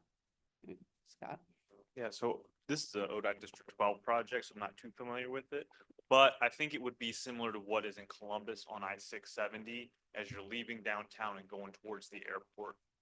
They have big gantry signs, and then they keep the left shoulder closed most of the day. And the peak periods, they will open it up to use as an additional lane. So you can add capacity without having to, at this point, if they had to widen 90, it'd be a lot of expensive urban right-of-way takes, a lot of additional drainage work and things like that. So it lets you get more capacity for a lot less money.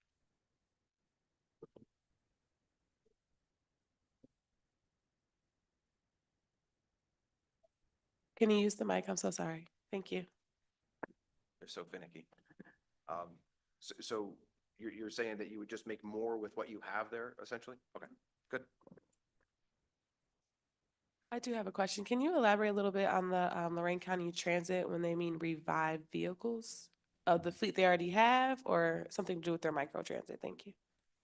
My understanding is that the revive is essentially a asset fleet management. So it would be their plan to replace old expended vehicles. Got it. Thank you. Mm-hmm.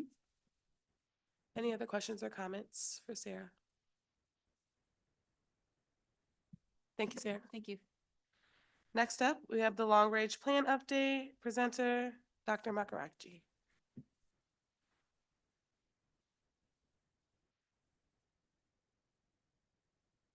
I'm comfortable to do it here.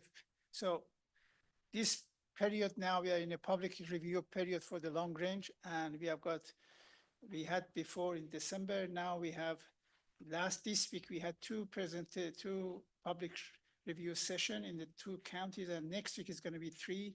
So it's a part of the public comment and part of the public review. So I'm presenting this short version of the long range on this one. The old approach was moving cars and trucks and planning for those, but recently they have people in the transportation field that are thinking of moving people and goods. That's what we started in 2020, looking into the moving people and goods rather than planning for the cars and trucks, because that's the end of the day, people are moving from A to B. Now, on the 2020, we had E-Neo 2050, the long range, and now we have got updated one. Then in the next 4 years, because the situation is changed and part of the request from which is correct from the FHW, we have to revise and look at the plan and update it based on the new information, new changes, new scenarios and all this. So that's gonna be every 4 years, we're gonna come back and update this plan. So then the LRTP update is 3 components. One is a long range transportation plan, policies and investment. Second is a short term or TIP. And then public feedback is what we are doing now. As I mentioned, in December and April and May, we are looking for the feedback from members and communities and the public. Data update, the previous plan in 2020 was based on the 2010 population and census and some estimates based on the ACS in the 2019, but we have 2020 census now. Now we have got updated that, and we have to go through this. ODOD, Department of Development of Ohio, has developed this map for the 2050, and based on the color of each county, whether it's a dark red is losing and light blue is gaining in our region. So 2020 census population was over 11 million, about 11,800,000. Then 2050 is gonna go down to 11.1, and that's a reducing of the minus 5.73% from 2020 to 2050. And the changes in whole country is a plus 17%. So that's based on, as I mentioned, Ohio, the development of the Department of Development. And if we zoom into our area, to our region, Oaxaca region, there are 2 big losers here. One is the Cuyahoga County and Lake, and 2 kind of gainers is Lorain and Geauga, and Medina is the borderline. That's what is based on this. But every year, Department of Development is update this and send us the data. And this is basically when we do planning, modeling, any activities, we use this as we call it county control, and that's we have to consider for our activities, planning activities. How do they do that? Usually many other places, the base population plus resident births and this minus then plus and minus immigration, that gives us the future population in terms of in this case, 2050. One of the changes from the previous plan is the telecommuting. It used to be in 2019, before the COVID, it was about 3 to 4%, and most people were traveling and coming to the workplace. But now, in the COVID, it went up to 60%. People telecommute, not to work. Then now it's coming down, but it's not like before. Still, people spend more times than before at home. So that's something has changed, and we are changing this, considering this in the plan. I don't have to, this is a very easy slide, because we all send our request to the purchase through the online, and the different delivery companies send us and drop the box we need from the. But the point is, we are not doing the shopping trips. That reduces trips. And that is the basically, you see the top one, some high ones are around the Christmas, around the holidays, but generally the trend is going higher and higher, and people going less to the malls and less to the trip to the malls and that kind of things, which again impacts the transportation, and we are looking into this. The famous one for us is virtual meetings. Most people now prefer to stay in their office and talk through the Zoom, through the team, that kind of things. But again, that's another reduction in the trips from one office to another. We have got now completed the household travel survey every 10 years. The report is going to be out next week, and it's going to be some information about our region. It's like like a blood test we take and see what's happening in our system, and that's what is going to be very soon. And what we took the approach here is a scenario planning, because the old version used to be looking at the trend and planning based on that. Then they added another stage, they added some risk analysis and some probability and that kind of things. But recently, the people in this transportation field talk about scenario planning. So they say, okay, for 2050, where we want to go? Where's the destination? So then look back and see, for example, if we want to go to New York from here, we have to go east. If you're going to San Francisco, we have to go to west. So based on that, we come back now and build this, infrastructure, build the transport system to get to that destination. So we selected 4 scenarios like before, and that 4 scenarios we named it maintain, car, transit, and total. You see 2 columns here. One is what type of the changes we are talking in terms of the demand and supply. On the scenario 1, we are just taking the base for 2050, whatever is the socioeconomic, as I showed to you on the population and employment is happening for 2050. No changes on scenario 1 and scenario 2, but scenario 3 and 4, we are moving people closer to the BRT station and TODs, that kind of things, and adding some people, reducing the loss of the population and see what happens in terms of the scenario. On the supply side, again, scenario 1 is maintained. We are not adding anything. We are maintaining the system. We are spending 100% on the maintenance. And then in the second one, we are looking at what we are going to add, what we have done in the past to carry on doing that. And then in the third one, spending more in transit and highway. And the fourth one, all above. So we have compared the scenarios. We looked at the over 300 performance measures for each scenario, from delay, from access, all this, but I'm going to show some of them which is related to this council. And one of them, for example, access to transit. So you can see the scenario 1 has got 61% with the population percentage accessing within 15 minutes from the transit stops. It goes to 0 car household percent is about 71%. And for the number of jobs, in a 15 minutes walk access is 72%. Scenario 2, very similar. Scenario 3, because we have got more transit and BRT network. And scenario 4, even more. For example, number of jobs, percentage of job to the 15 minutes walk is 81%.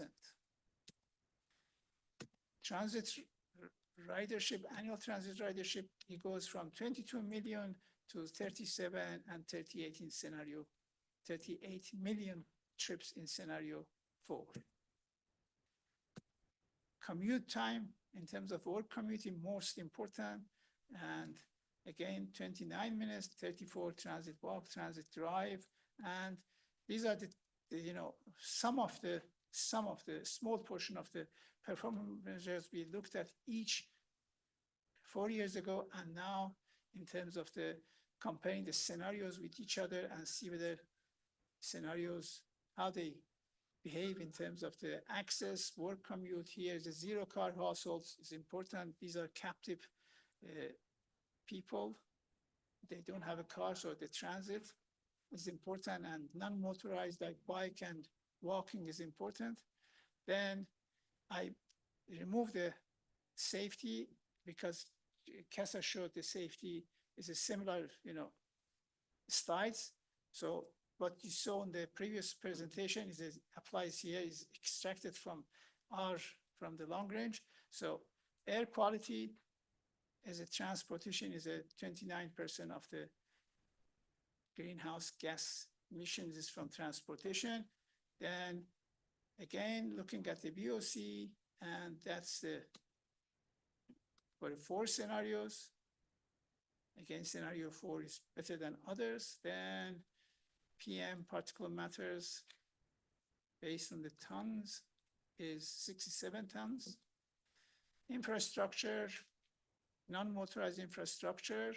So what you saw in the previous presentation regarding the metro parks and trail network. So that shows how much we're going to spend on the, that 26, it was from Megan's presentation for trail, and that for 2025 to 2030. The rest is, again, is matches from there. And then with a 2040 to 50 is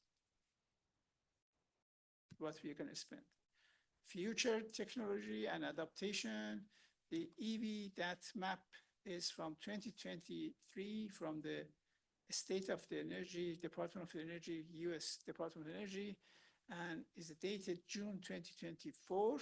And that shows for each state how many EV cars per 100,000 people population is being purchased in 2023. For our region, Ohio, we are talking 8,012 based on this information in 2023. We use that to forecast for the future in terms of how many EV electric vehicle is going to be available, and we use that to 2030 is going to be 49,000, less than 50,000 vehicles, electric vehicles in our system, in our network. The ownership goes to, when 2040 is 135, and that goes to 255,000 electric vehicle cars. That's about 1/3 of the car ownership based on the households and based on what is going to happen, what the population we have got in 2050. We built this based on the information, and based on that 8,000, again, the estimated registered cars, electric cars, what we saw. Now, to support this number of the vehicle cars, we need to invest on the L2. L2 is usually takes 6-7 hours to charge a car, the battery of the electric car. And that's usually is in the employment centers and workplaces, so people can park the car while they're working, the battery gets charged. And if, for example, in 2030, we are talking about 34 L2 ports, and that similar trend goes as the electric cars increases, we need to decrease the ports, so to support that in the future. The next one, DCFC fast charging, that takes about half an hour to 45 minutes to charge the battery. That is, again, 21, for example, in 2030 and 30, and it goes to, for example, if you compare this with 4 years ago, what we forecasted is less and is different because the more information we got now compared to 4 years ago, we get updated. That's one example of how we update the long range every year, every 4 years, and we need to do that to make sure we are in the right track in terms of the changes happening in the. So how much it cost? We need 1,200 and L2, 700, over 700 DCFC, and it cost about $90 million based on the $20-25. All has been converted to net present value, and it's $20-25. Other when we talk about 2050, autonomous cars is another, which is coming, and that's what, for example, scenario one is only 1% autonomous shuttle buses we have got in the network. We have, and some 30%, as I mentioned, in terms of the electric cars and autonomous cars. But for the other scenarios, that increases, especially scenario 4, increases to 38%. All these scenarios, how much it costs? Scenario 1, these are the green one you see is a common project in all the scenarios. And that's, for example, we have to, regardless of the scenarios we have got, we select is going to be, we need to maintain the bridges, we need to maintain the pavement, and optimal pavement maintenance, we have to that apply. These are the cost price tag for each we estimated. Then safety, we need about 50 million until 2050 based on the $25. Scenario 1 has got extra $2.6 billion for the maintaining transit vehicle in the good state. If you remember, the scenario 1 is just maintaining, we are not adding anything, we are just maintaining the system.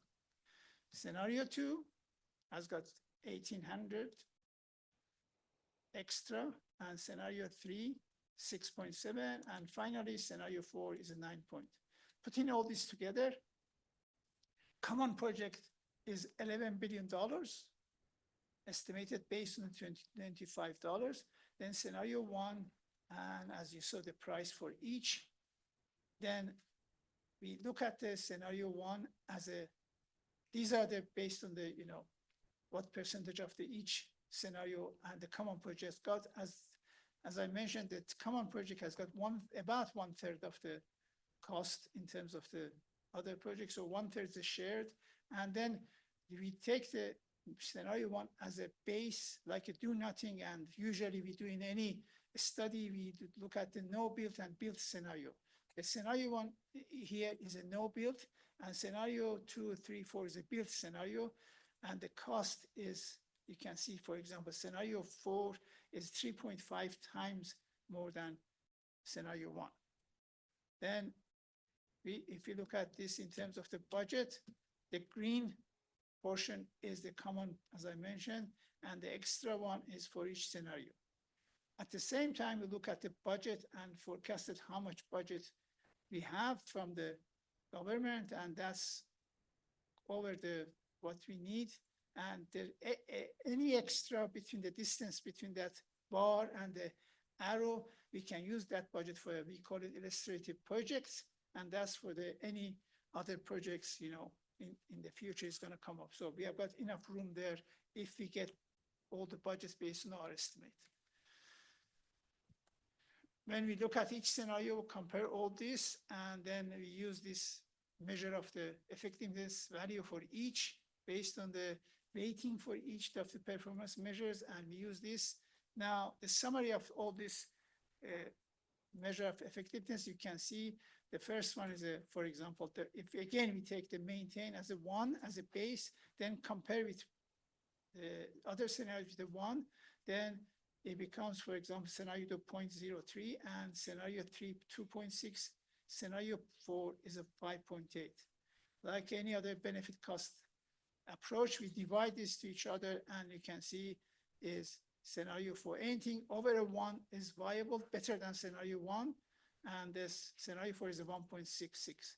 That's why we are proposing to use the scenario 4 as a plan based on the updated one. So we are going to present this after we get the comment from you, from the public, from all this. As I mentioned, next week we have got 3 more public meetings. So after that, we are going to present the final version to the board and in June, and hopefully it's going to be approved as a plan for the next 4 years until we get the update. Thank you, Ali. Do we have any questions or comments at this time? John, go for it. Thank you. I have 2, hopefully short ones.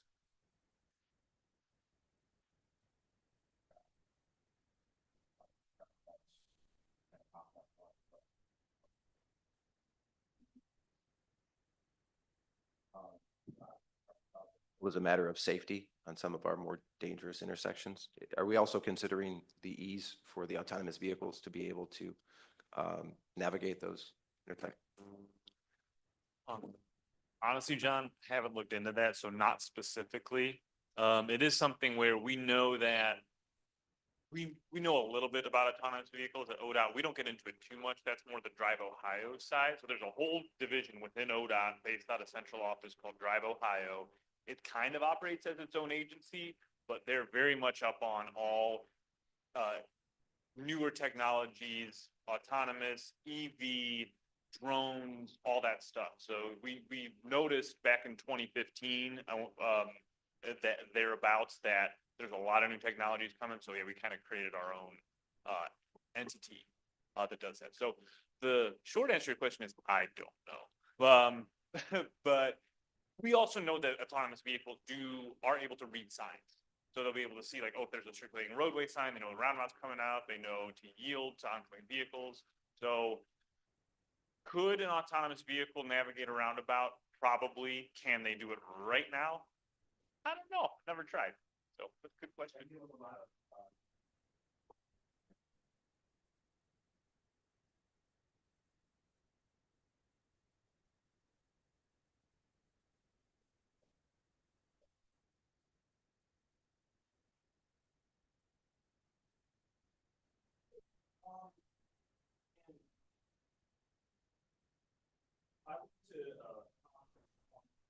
I went to a conference in 2015.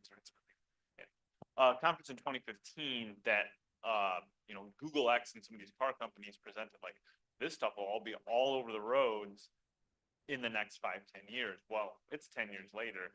They're not really, there's some, in bigger cities by airports and things like that. But it's just the technology is outpaced where we in government have gotten to allowing it to be out there just because there's so much liability. And we don't want to accept that risk as much. So everything's been slower to get adopted. And then my other question hopefully is short. We talked about the household travel survey, and it sounds like that's going to be finalized here pretty soon, right? Yes. And then we're going to see those results. So I know that when those things were submitted to or sent out to the people, there were two options in which you could participate. You could either download the tracking app and have it on your phone, and that would do all the work for you, or you could document it and then you could self-report via a form. Is there going to be a breakdown on how the information came into you? Will we know how many people and based on their location downloaded that app versus self-reported? Exactly. It was yesterday. I told consultant to move that table to the appendix. Yes, they will be tabled. It was a part of the report. And I saw in the beginning of saying how many people responded to app, how many people did it. And I thought it was the reason why I remember this year cancer question, it was I mentioned it's out of place. Let's move it somewhere else. And that's, yes, we will see in the report what percentage of the people surveyed responded on the app. 1%, what percentage did it on computer? All this is going to be the 3 categories, and it was there. Yesterday I made a comment on the progress meeting with them for finalizing the report. Yes. Could I request a further breakdown of either county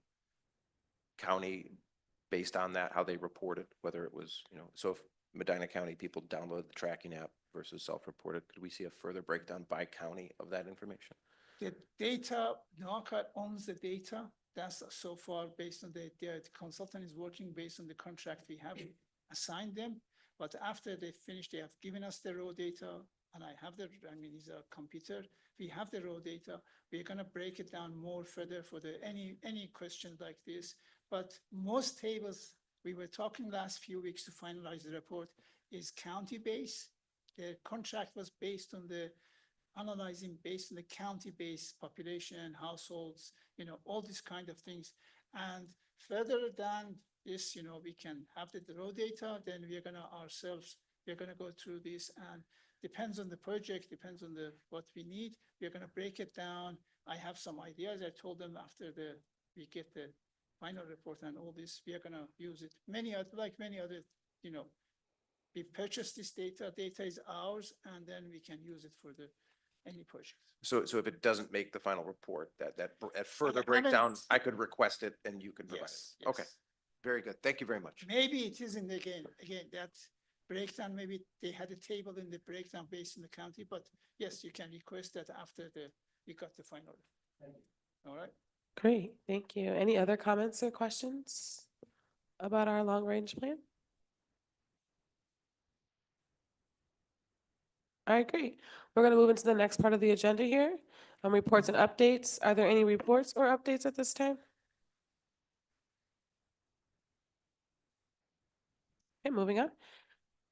Old business, is there any old business? No problem. And new business, any new business?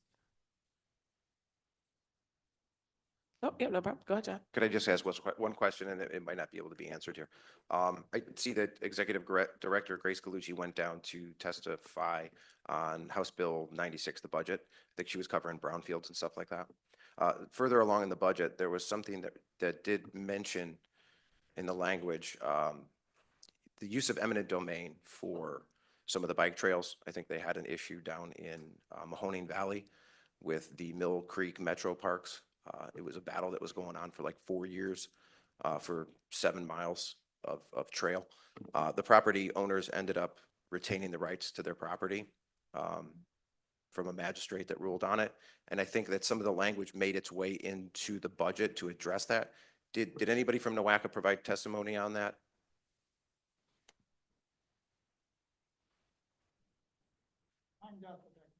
Okay. I just want to see if there was an official position.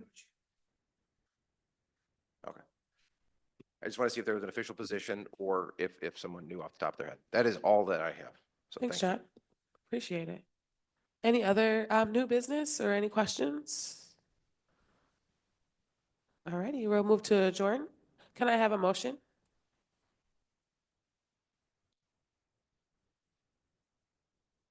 We got a motion from John. A second? All right, thank you, Scott. All in favor? Yay, the meeting is adjourned. Next one, August 15th.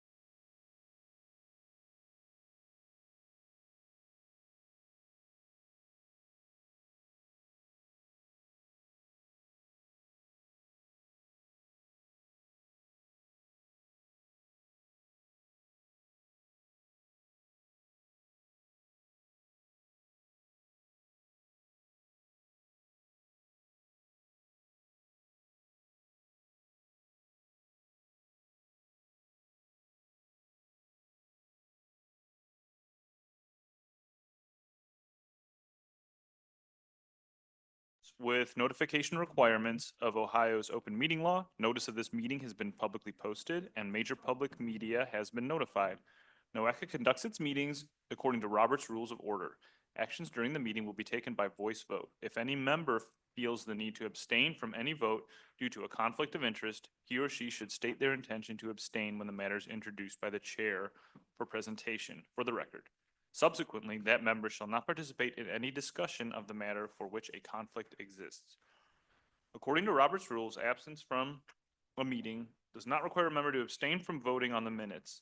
If the member still wishes to abstain, he or she should state their intention for the record.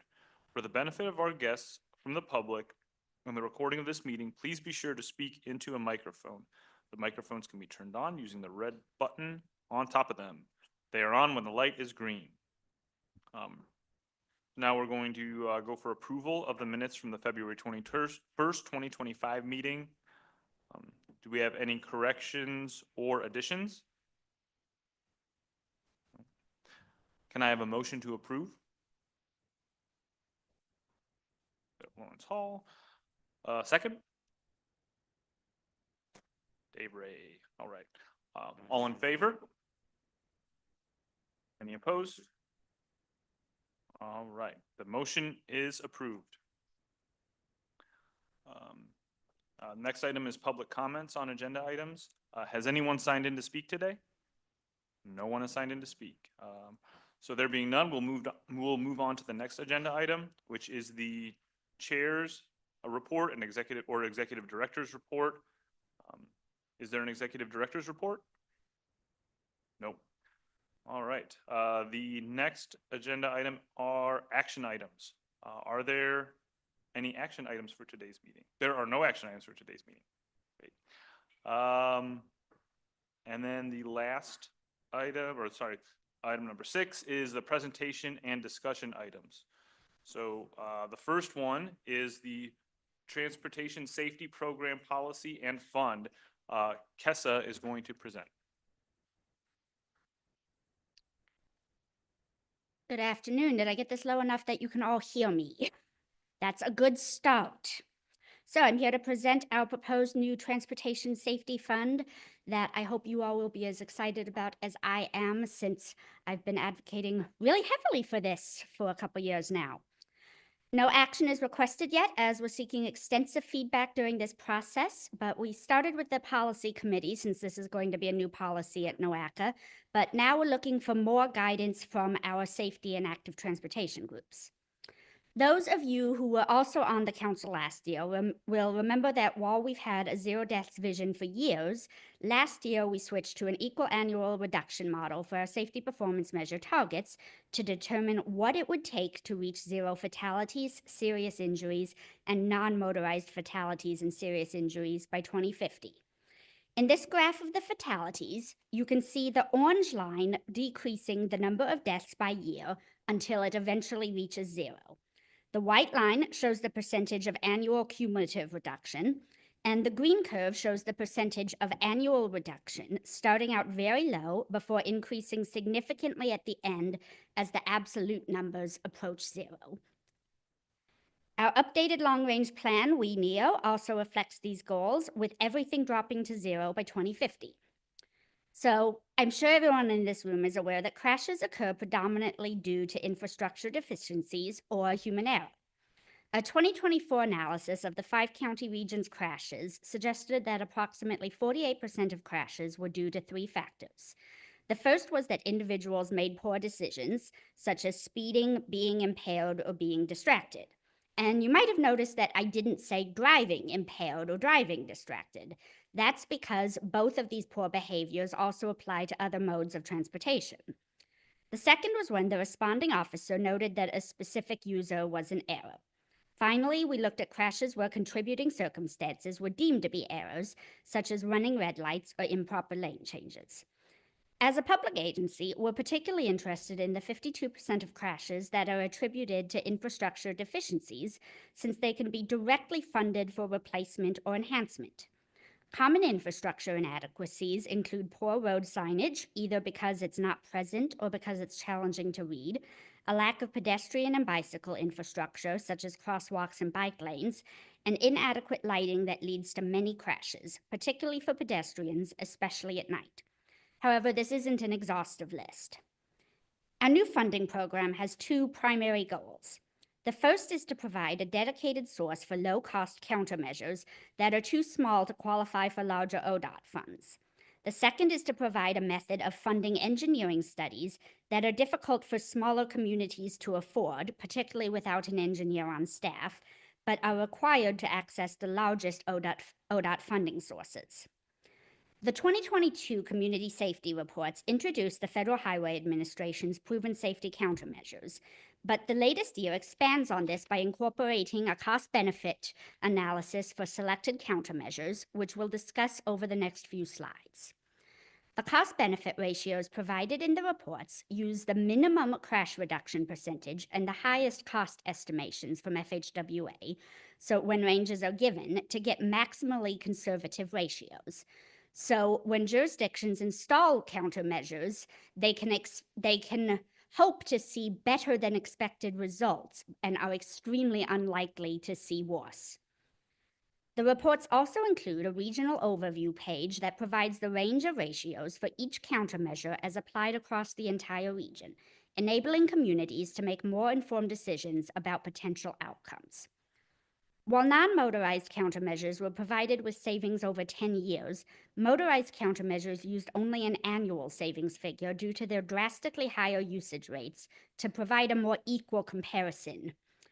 The reports also included an analysis of at-grade railroad crossings within a community's boundaries, based on a pilot study by the Ohio Rail Development Commission and ODOT.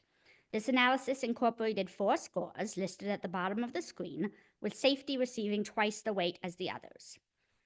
The countermeasure recommendations in the reports are planning-level recommendations, where a countermeasure is applied to a specific segment, but not to a particular spot on that segment. This funding will bridge the gap between these location-agnostic recommendations and actually building the countermeasures. Our proposal for this new program is to allocate at least $1 million annually with a competitive application process based on our popular TLCI model. The reports will serve as a baseline for the communities to then apply for specific projects. And what we really want to emphasize here is that these are very early day talks on this new program that we're implementing. We're not going to have a lot of answers on what type of scoring criteria or things like that are going to go into it, but we really want to hear your thoughts on what we should be thinking about when we get down the road. NOACA is widely seeking feedback from multiple levels throughout the organization to ensure this program is maximally effective in serving the specific needs of NOACA communities so that we can make our roads safer in a very real way. And I really hope someone has feedback somewhere. I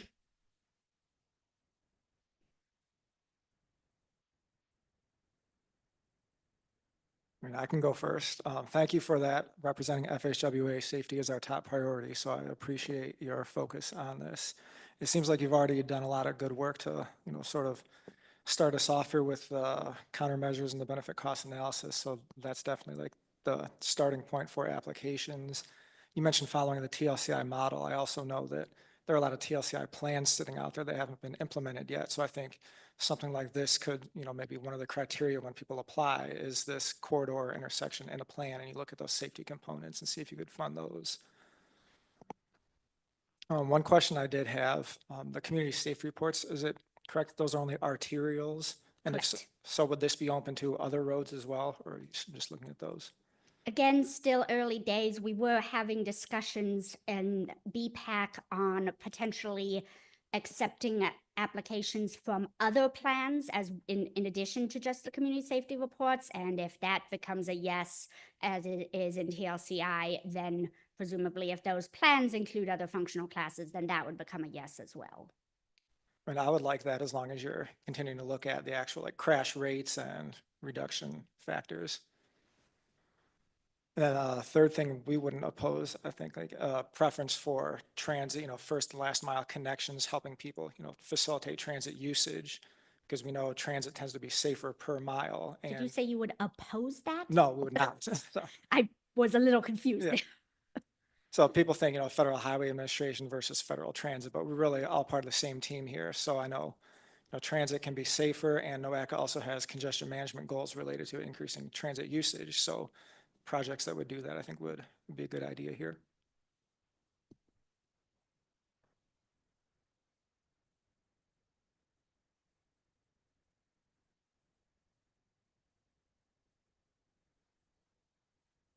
All right.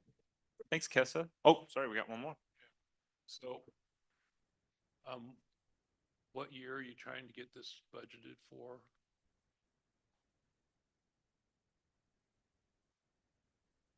2020, financial year 2026. State fiscal year 26? Yes. This is. So that would be after starting June, in not July. this. We are gonna present this to after getting the feedback, present it in the July policy committee again. If they approve, presumably it's gonna be a 2020 final fiscal year 2026, which is now we are 2025, next year 2026. TBG already pre-programmed, if you're gonna take the million out of that. I think so. I am not sure, but yes, that's similar to TLCI, yes. Is it in your? Yeah, deck? but I mean, if the STBG funds are already.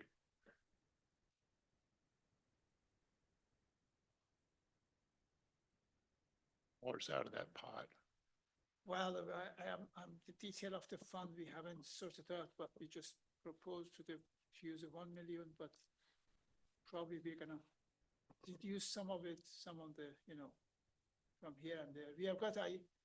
We had something like 800,000 extra from the leftover. That's why we said we could use the 1 million. Okay, I mean, again, it's great to propose. I think it's a great idea, but you gotta have a funding source. Yes. Again, I know I would advocate for a much higher percentage of the pot going to implementation projects than planning studies. Because, you could upgrade a lot of crosswalks for a $100,000 planning study. So I think that focus, if it gets 50-50, I don't think it's gonna be effective.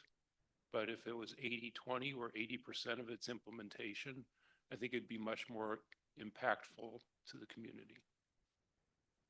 We are working on the application. We are working on how we're gonna set up this, and we are going to. This is the first step. We are going to for the July policy committee. So there will be more details in that, the funding, all this. But these are all good points you are mentioning. That's what we are presenting to you to get the feedback. Yes. What is the current allocation for the STBG funds yearly?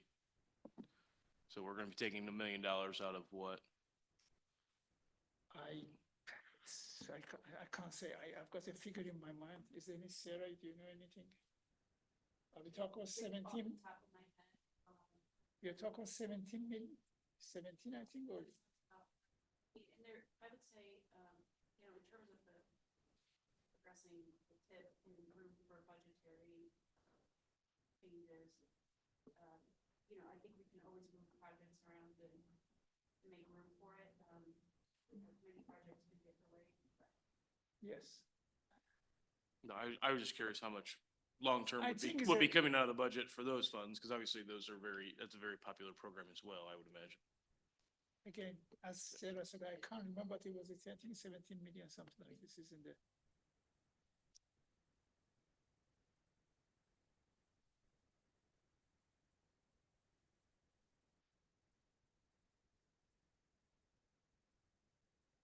Yeah, so to answer that question for TA7 funds, the budget is for fiscal 25 was 39 million, and for 2026 is 32 million. Decent amount. And that's based on statewide planning's Power BI. If anyone has seen that I'll just plug the Power BI. If you ever have any questions about NOACA funding, this is all updated from I Alex. think that's including the Carry forward. CFI for 50 million for that. Oh, I'm not, shoot, it doesn't, I don't have that level of detail. I It think might.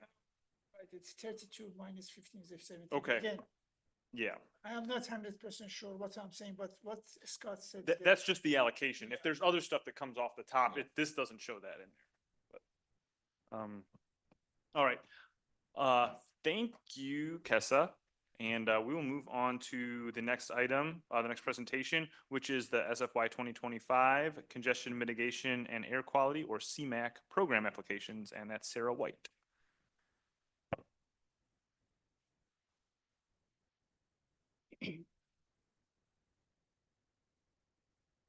Good afternoon, everyone. I'm Sarah White, and I'm a senior planner with the programming team.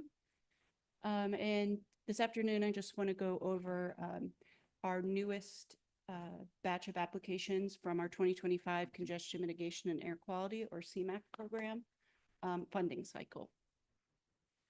No action was requested, and we have not had any previous action, but we would like any questions or feedback as we go through the presentation. So quickly, the purpose of the CMAQ program, CMAQ is a federal program, and it is meant to improve air quality and congestion, and also with the main goal of attaining or maintaining our standards and complying with the national ambient air quality standards for our region. We do measure for ozone, carbon monoxide, and 2 sizes of particulate matter. This is a program that is managed in all of the large urban areas, but also as a committee in Columbus. So all of the large MPOs do convene together and review projects for the CMAQ funding. And our program is set up for funding rounds every 2 years. So we are awarding 2 years of funding, and here's a little bit more about the funding amounts we've had. But this cycle, we do expect to have around $40 million to award, and these projects would be typically slated to be implemented in fiscal year 2030 and 2031.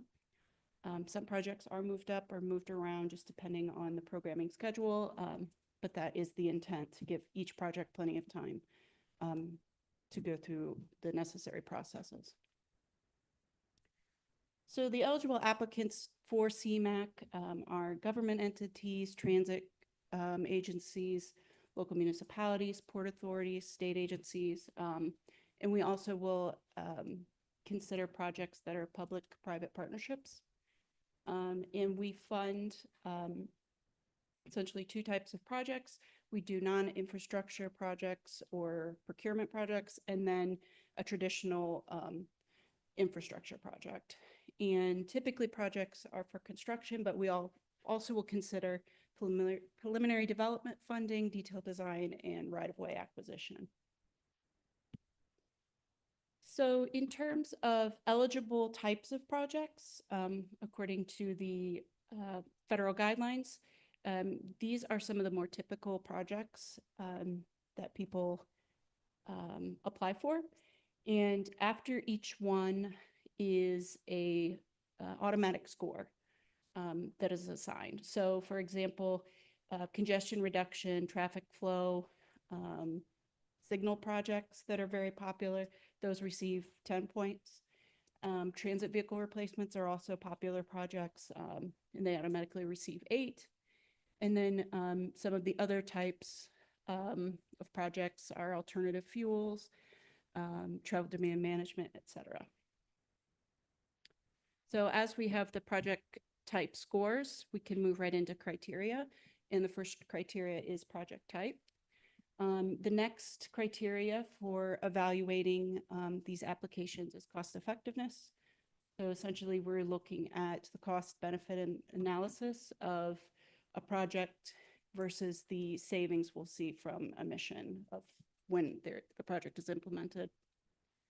We also consider the other benefits that implementation of the project may affect. So will this project also improve safety? Will it also improve freight corridors? So we look at each of those 5 individually. For criterion 4 and 5,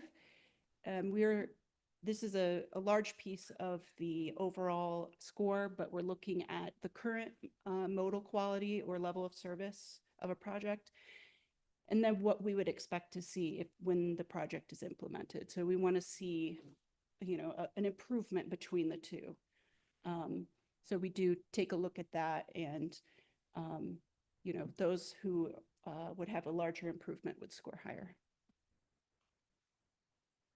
And then the final 4 criteria, we do score based on the status of the project, so how far along the project is in the process. And then we award some points based on the applicant's non-federal match, so their willingness to put investment into the project. Regional priority is a bit of a unique criterion because that typically ends up being a piece covered by our NOACA Board of Directors.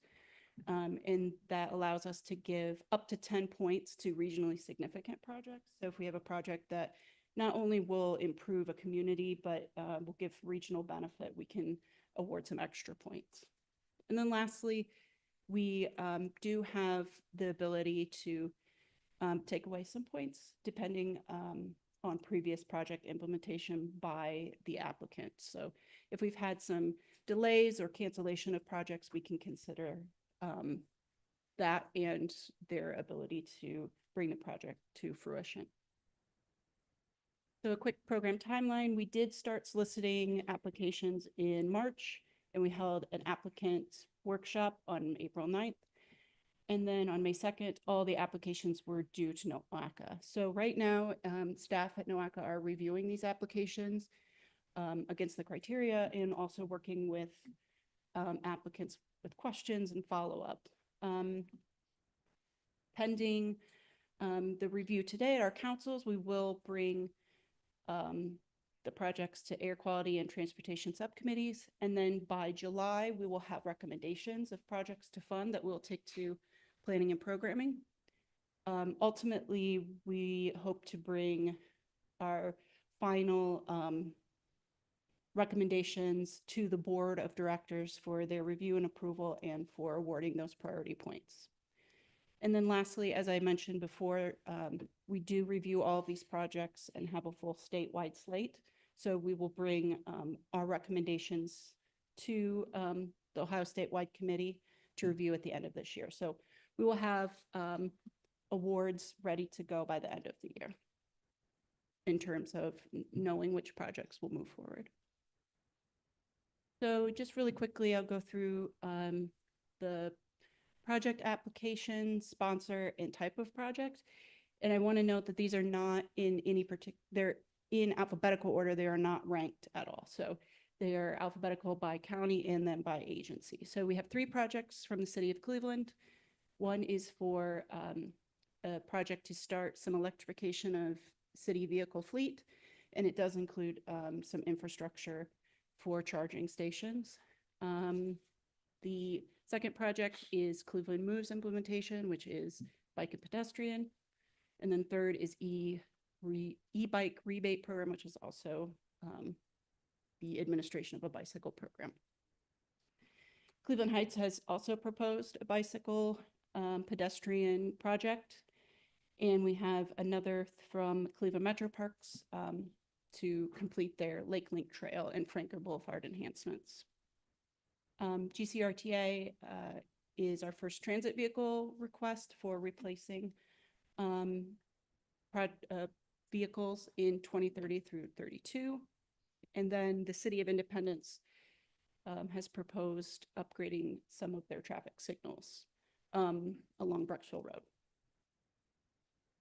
We have a project from ODOT for a westbound smart lane on 90. And then 2 requests for vehicle replacements for Lake Tran. Menor and Painesville are both requesting improvements to their signal system, specifically the software and timing. Lorraine County Transit has also requested some vehicle replacements. And then lastly, the city of Lorraine is requesting improvements to some of their signals and also bridge notification. So we touched briefly on the schedule earlier, but just noting again that we do expect to bring our final list of proposed projects to the board in September for approval. And then by the end of the year, we expect to know which projects will receive award letters in 26 calendar year. All right, and that's all I have. If anybody has any questions.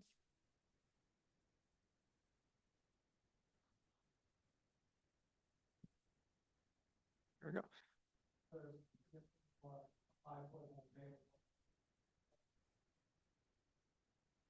We will, yes.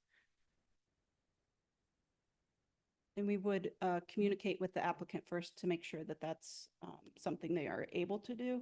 But yes, we're happy to do that.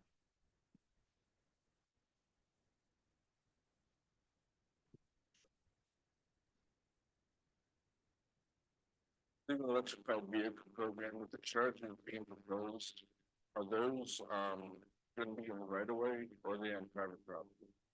So as far as I am understanding, they would be on city-owned property. So in city vehicles or city, yes, locations.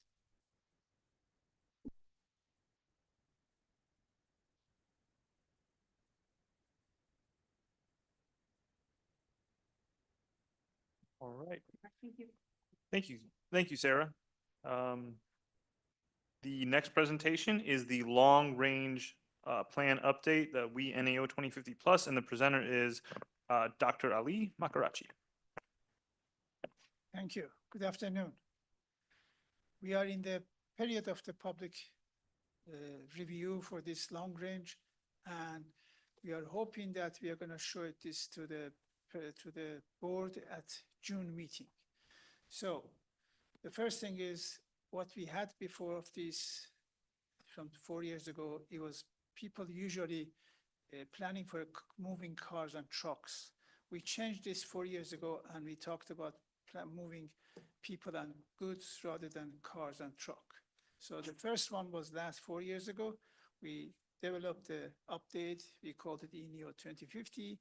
Now, every 4 years, we're updating this because the data, the situation, policies, all these changes. And then now we have got VNEO, the update for the ENEO. And then every 4 years, we have to update this because obviously the data is changing and the situation in the region is changing, more development. So to update what we are updating now, first of all, the LRTP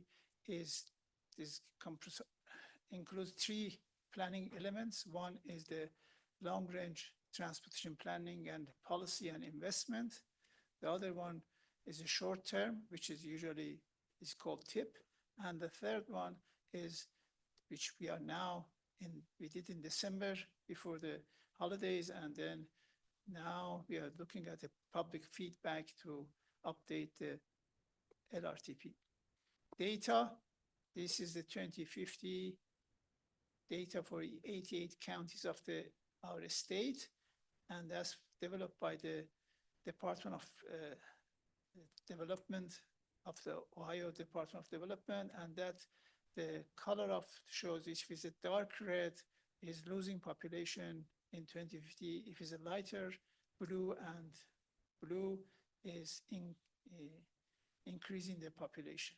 So 2020 census population, we had the previous update ENEO was based on the 2010 census and some estimate in 2019, but this one is based on 2020 census population. And the population of the state is 11,800,000. The 2050 is going to go down about 500, 600,000. And looking at these changes of minus 5.73% from 2020 to 2050 in state. And at the same time, US population is going to increase by 17%. This is, as I mentioned, Ohio Department of Development. Every year they update this and they send us this, we call it county control, and we use it for planning, modeling, any activities, we use this population. So in our region, zoom in our region, out of 5 counties, the changes, the losers are Lake and Cuyahoga County, and the gainers are Geauga and Lorraine, and Medina is in the borderline. How do they do that? Usually the normal practice to use the base population and resident births in the future, death in the future, and migrations, and this is going to be the future population estimated based on that. Now, what else has changed since 4 years ago? Telecommuting. Telecommuting used to be about, before the COVID, it was about 4%, 3-4%. Then in the COVID, it went up, it went to 60-70%. Then it's coming down now, but is about 11-12, something like this percent is still telecommuting, maybe more. So that's basically the changes. That's why we do it. They update the plan every 4 years, because these are the things changes, impacts the plan. So the other thing is important in shopping online. And as you see, and we are all experiencing, we order something and the delivery company brings and drops in our box. But the point is they reduce the number of shopping trips. We don't go to malls. We don't go to shopping malls, and this reduces what you see, the peaks over there is basically during the Christmas time. Generally, there's some shopping trip. So, but generally what happens is increasing. This shopping online is increasing.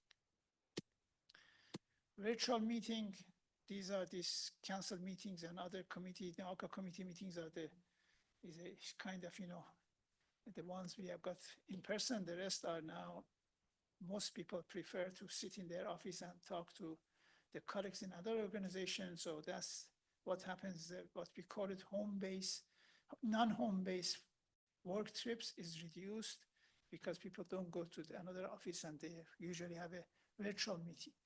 But this impacts, again, number of trips.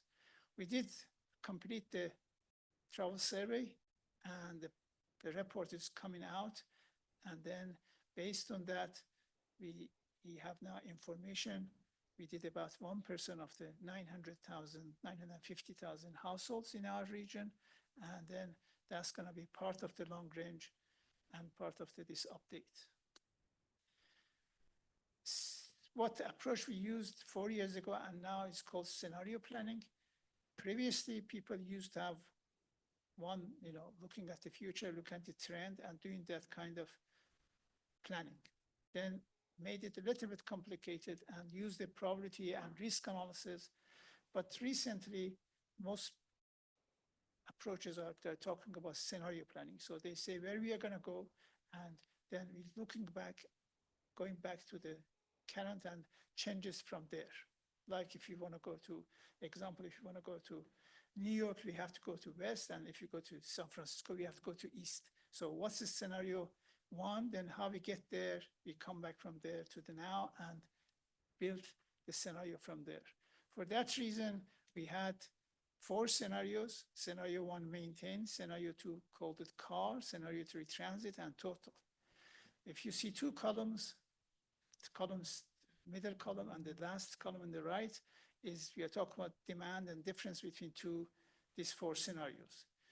For the travel demand, for the 1 and 2 scenarios, no changes, same 2050 socioeconomic database is being used. But for the scenario 3 and 4, we have additional household near the BRT. We assume that near the BRT stops and BRT stops. And that's what we did in the scenario 3 and 4 to reduce the number of losses in the different counties. On the supply side, Scenario one is only maintaining, not adding any 100% spending on the maintain. That's one idea, was 4 years ago. Then on the scenario two, we just carry on what we had did in the past, same policy. And scenario three, we add transit, future transit network, non-motorized facilities to the what we are doing in a scenario two, and scenario four is all of them together. We use the model, travel demand model, to simulate these four scenarios, so we can be able to compare and look at the output of each scenario for the future. Part of this is a congestion management plan, part of the long range. We have to update this. We evaluate every 3 years, and we update it every 6 years. And that's the process. We go through this to the CMP, is the steps of you can see here, we set up the objectives and so on, is a part of the long range. Then we have a table, like for example, reduce percentage of the total vehicles delayed during the typical AM and PM peak period.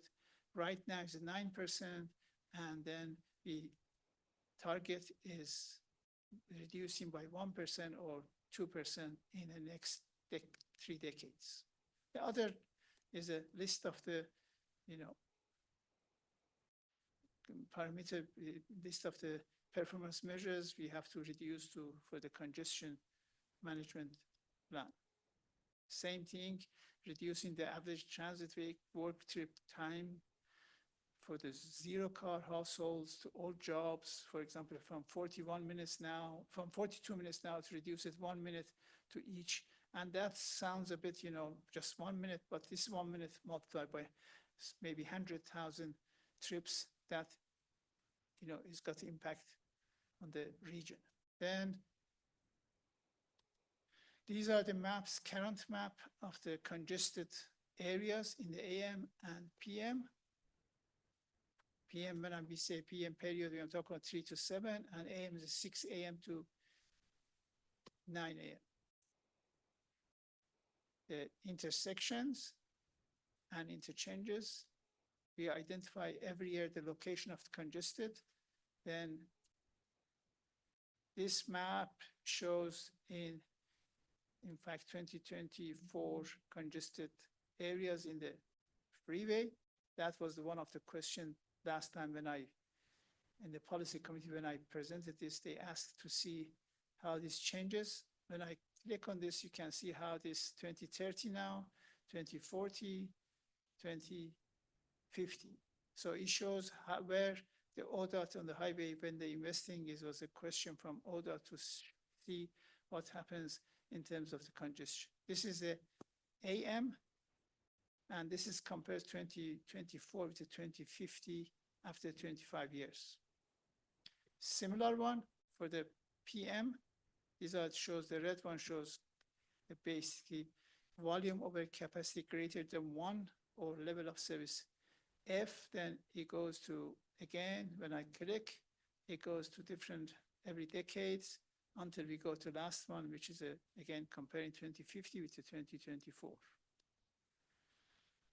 I'm going to show you some performance, again, measure, not all of them, and some of them which is related to is canceled. So one of them is access to transit. This is a 15 minutes walk to transit for the total population, 61% on scenario one. And on scenario two is the same for zero car household, 71, and number of jobs percent is 80 on the scenario three and 81 on the scenario four.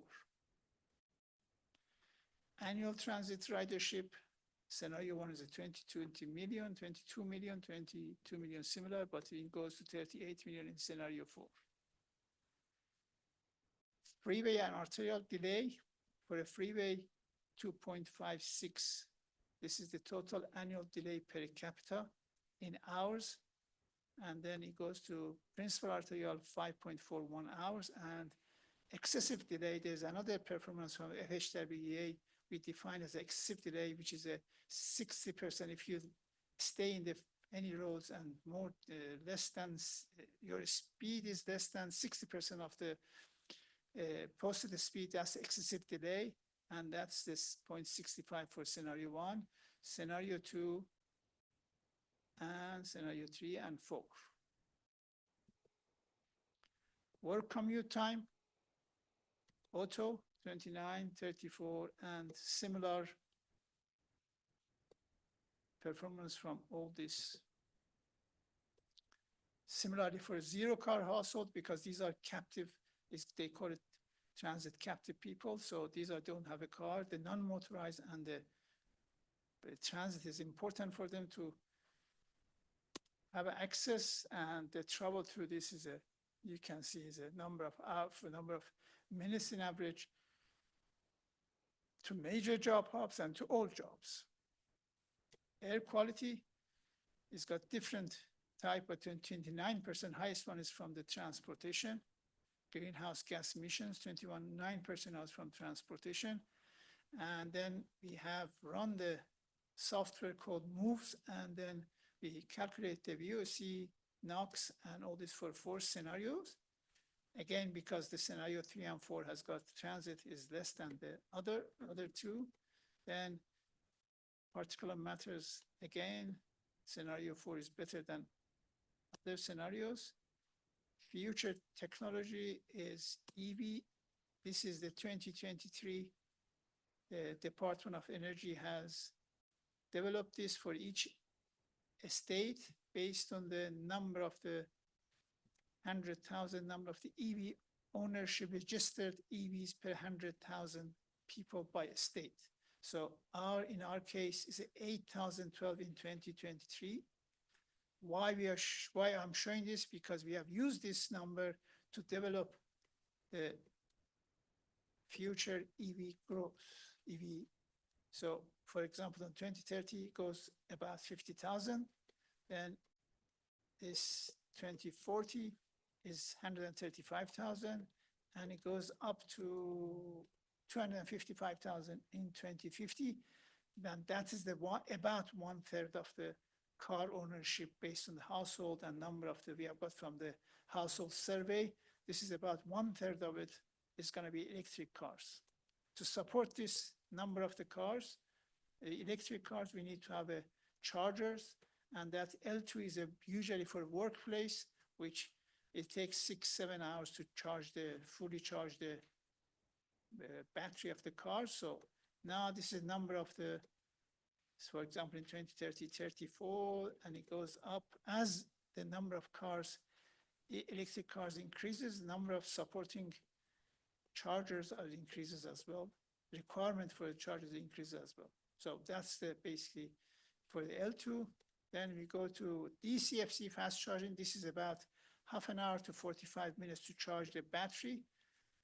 The same way, 21 and 2040.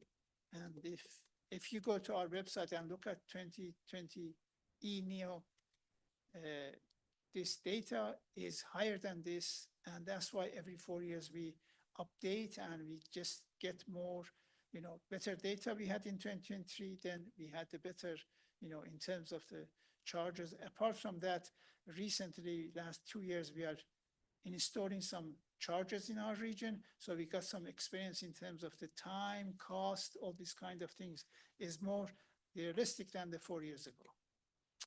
So what we need is about 1,200 L2 and over 700 DCFC, and that cost total is about 90 million based on the 2025 dollar. Whatever you see in the next few slides I'll show you in terms of the cost, all were converted to 2025 dollars.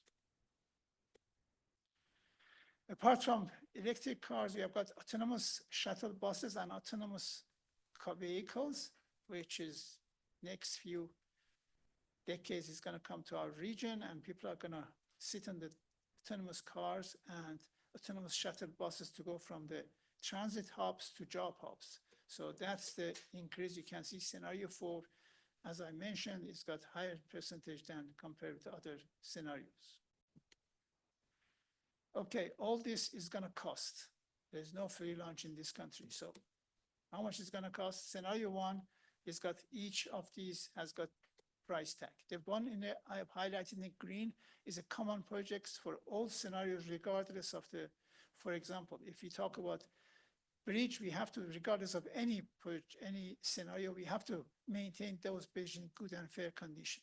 If we are talking about pavement, we have to maintain them.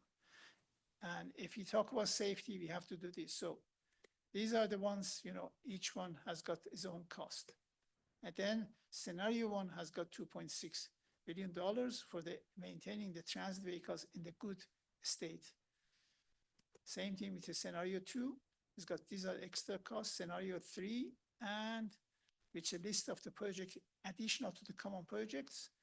And the list of, and the scenario four has got all from the smart highway for autonomous cars, maintaining transit vehicle in good state, planning trail networks, and so on for the old modes, and as a develop the multimodal system.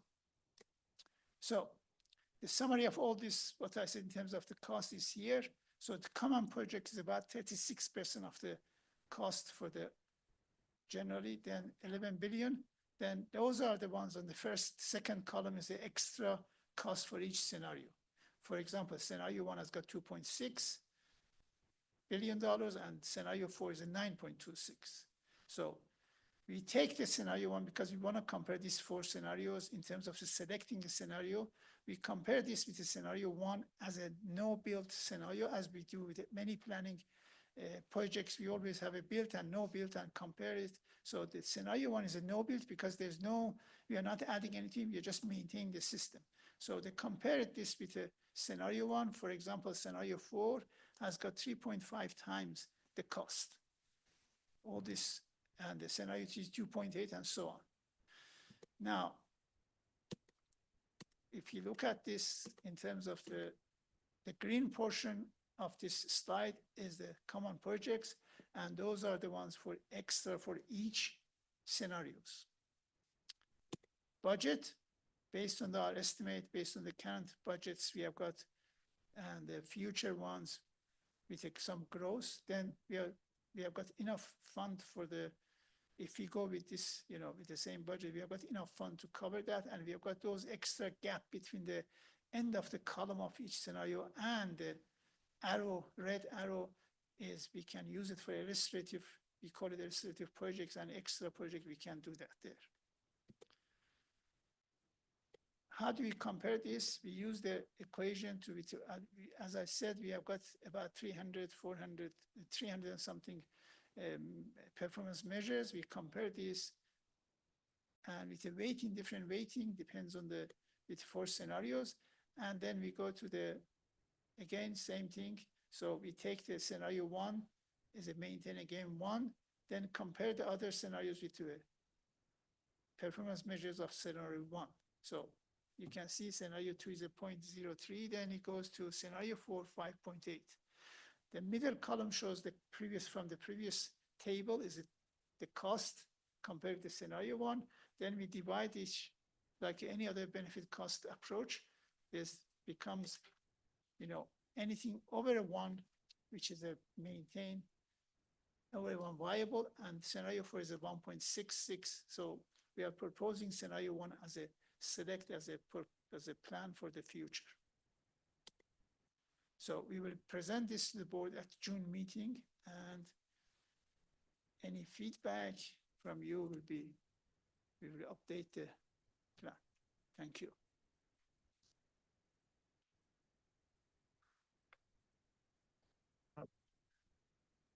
Thanks, Dr. Makarachi. Does anyone have any questions or comments on this? Yeah, Lawrence.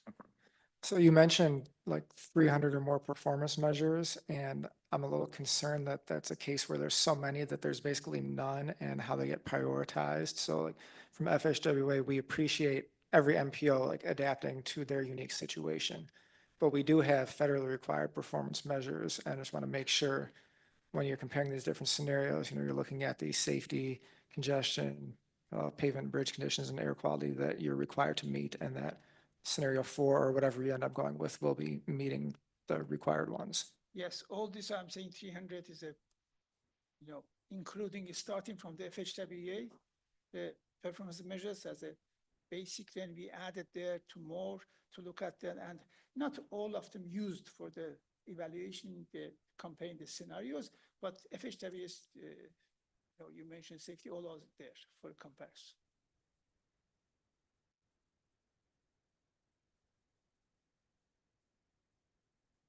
Right, anybody else?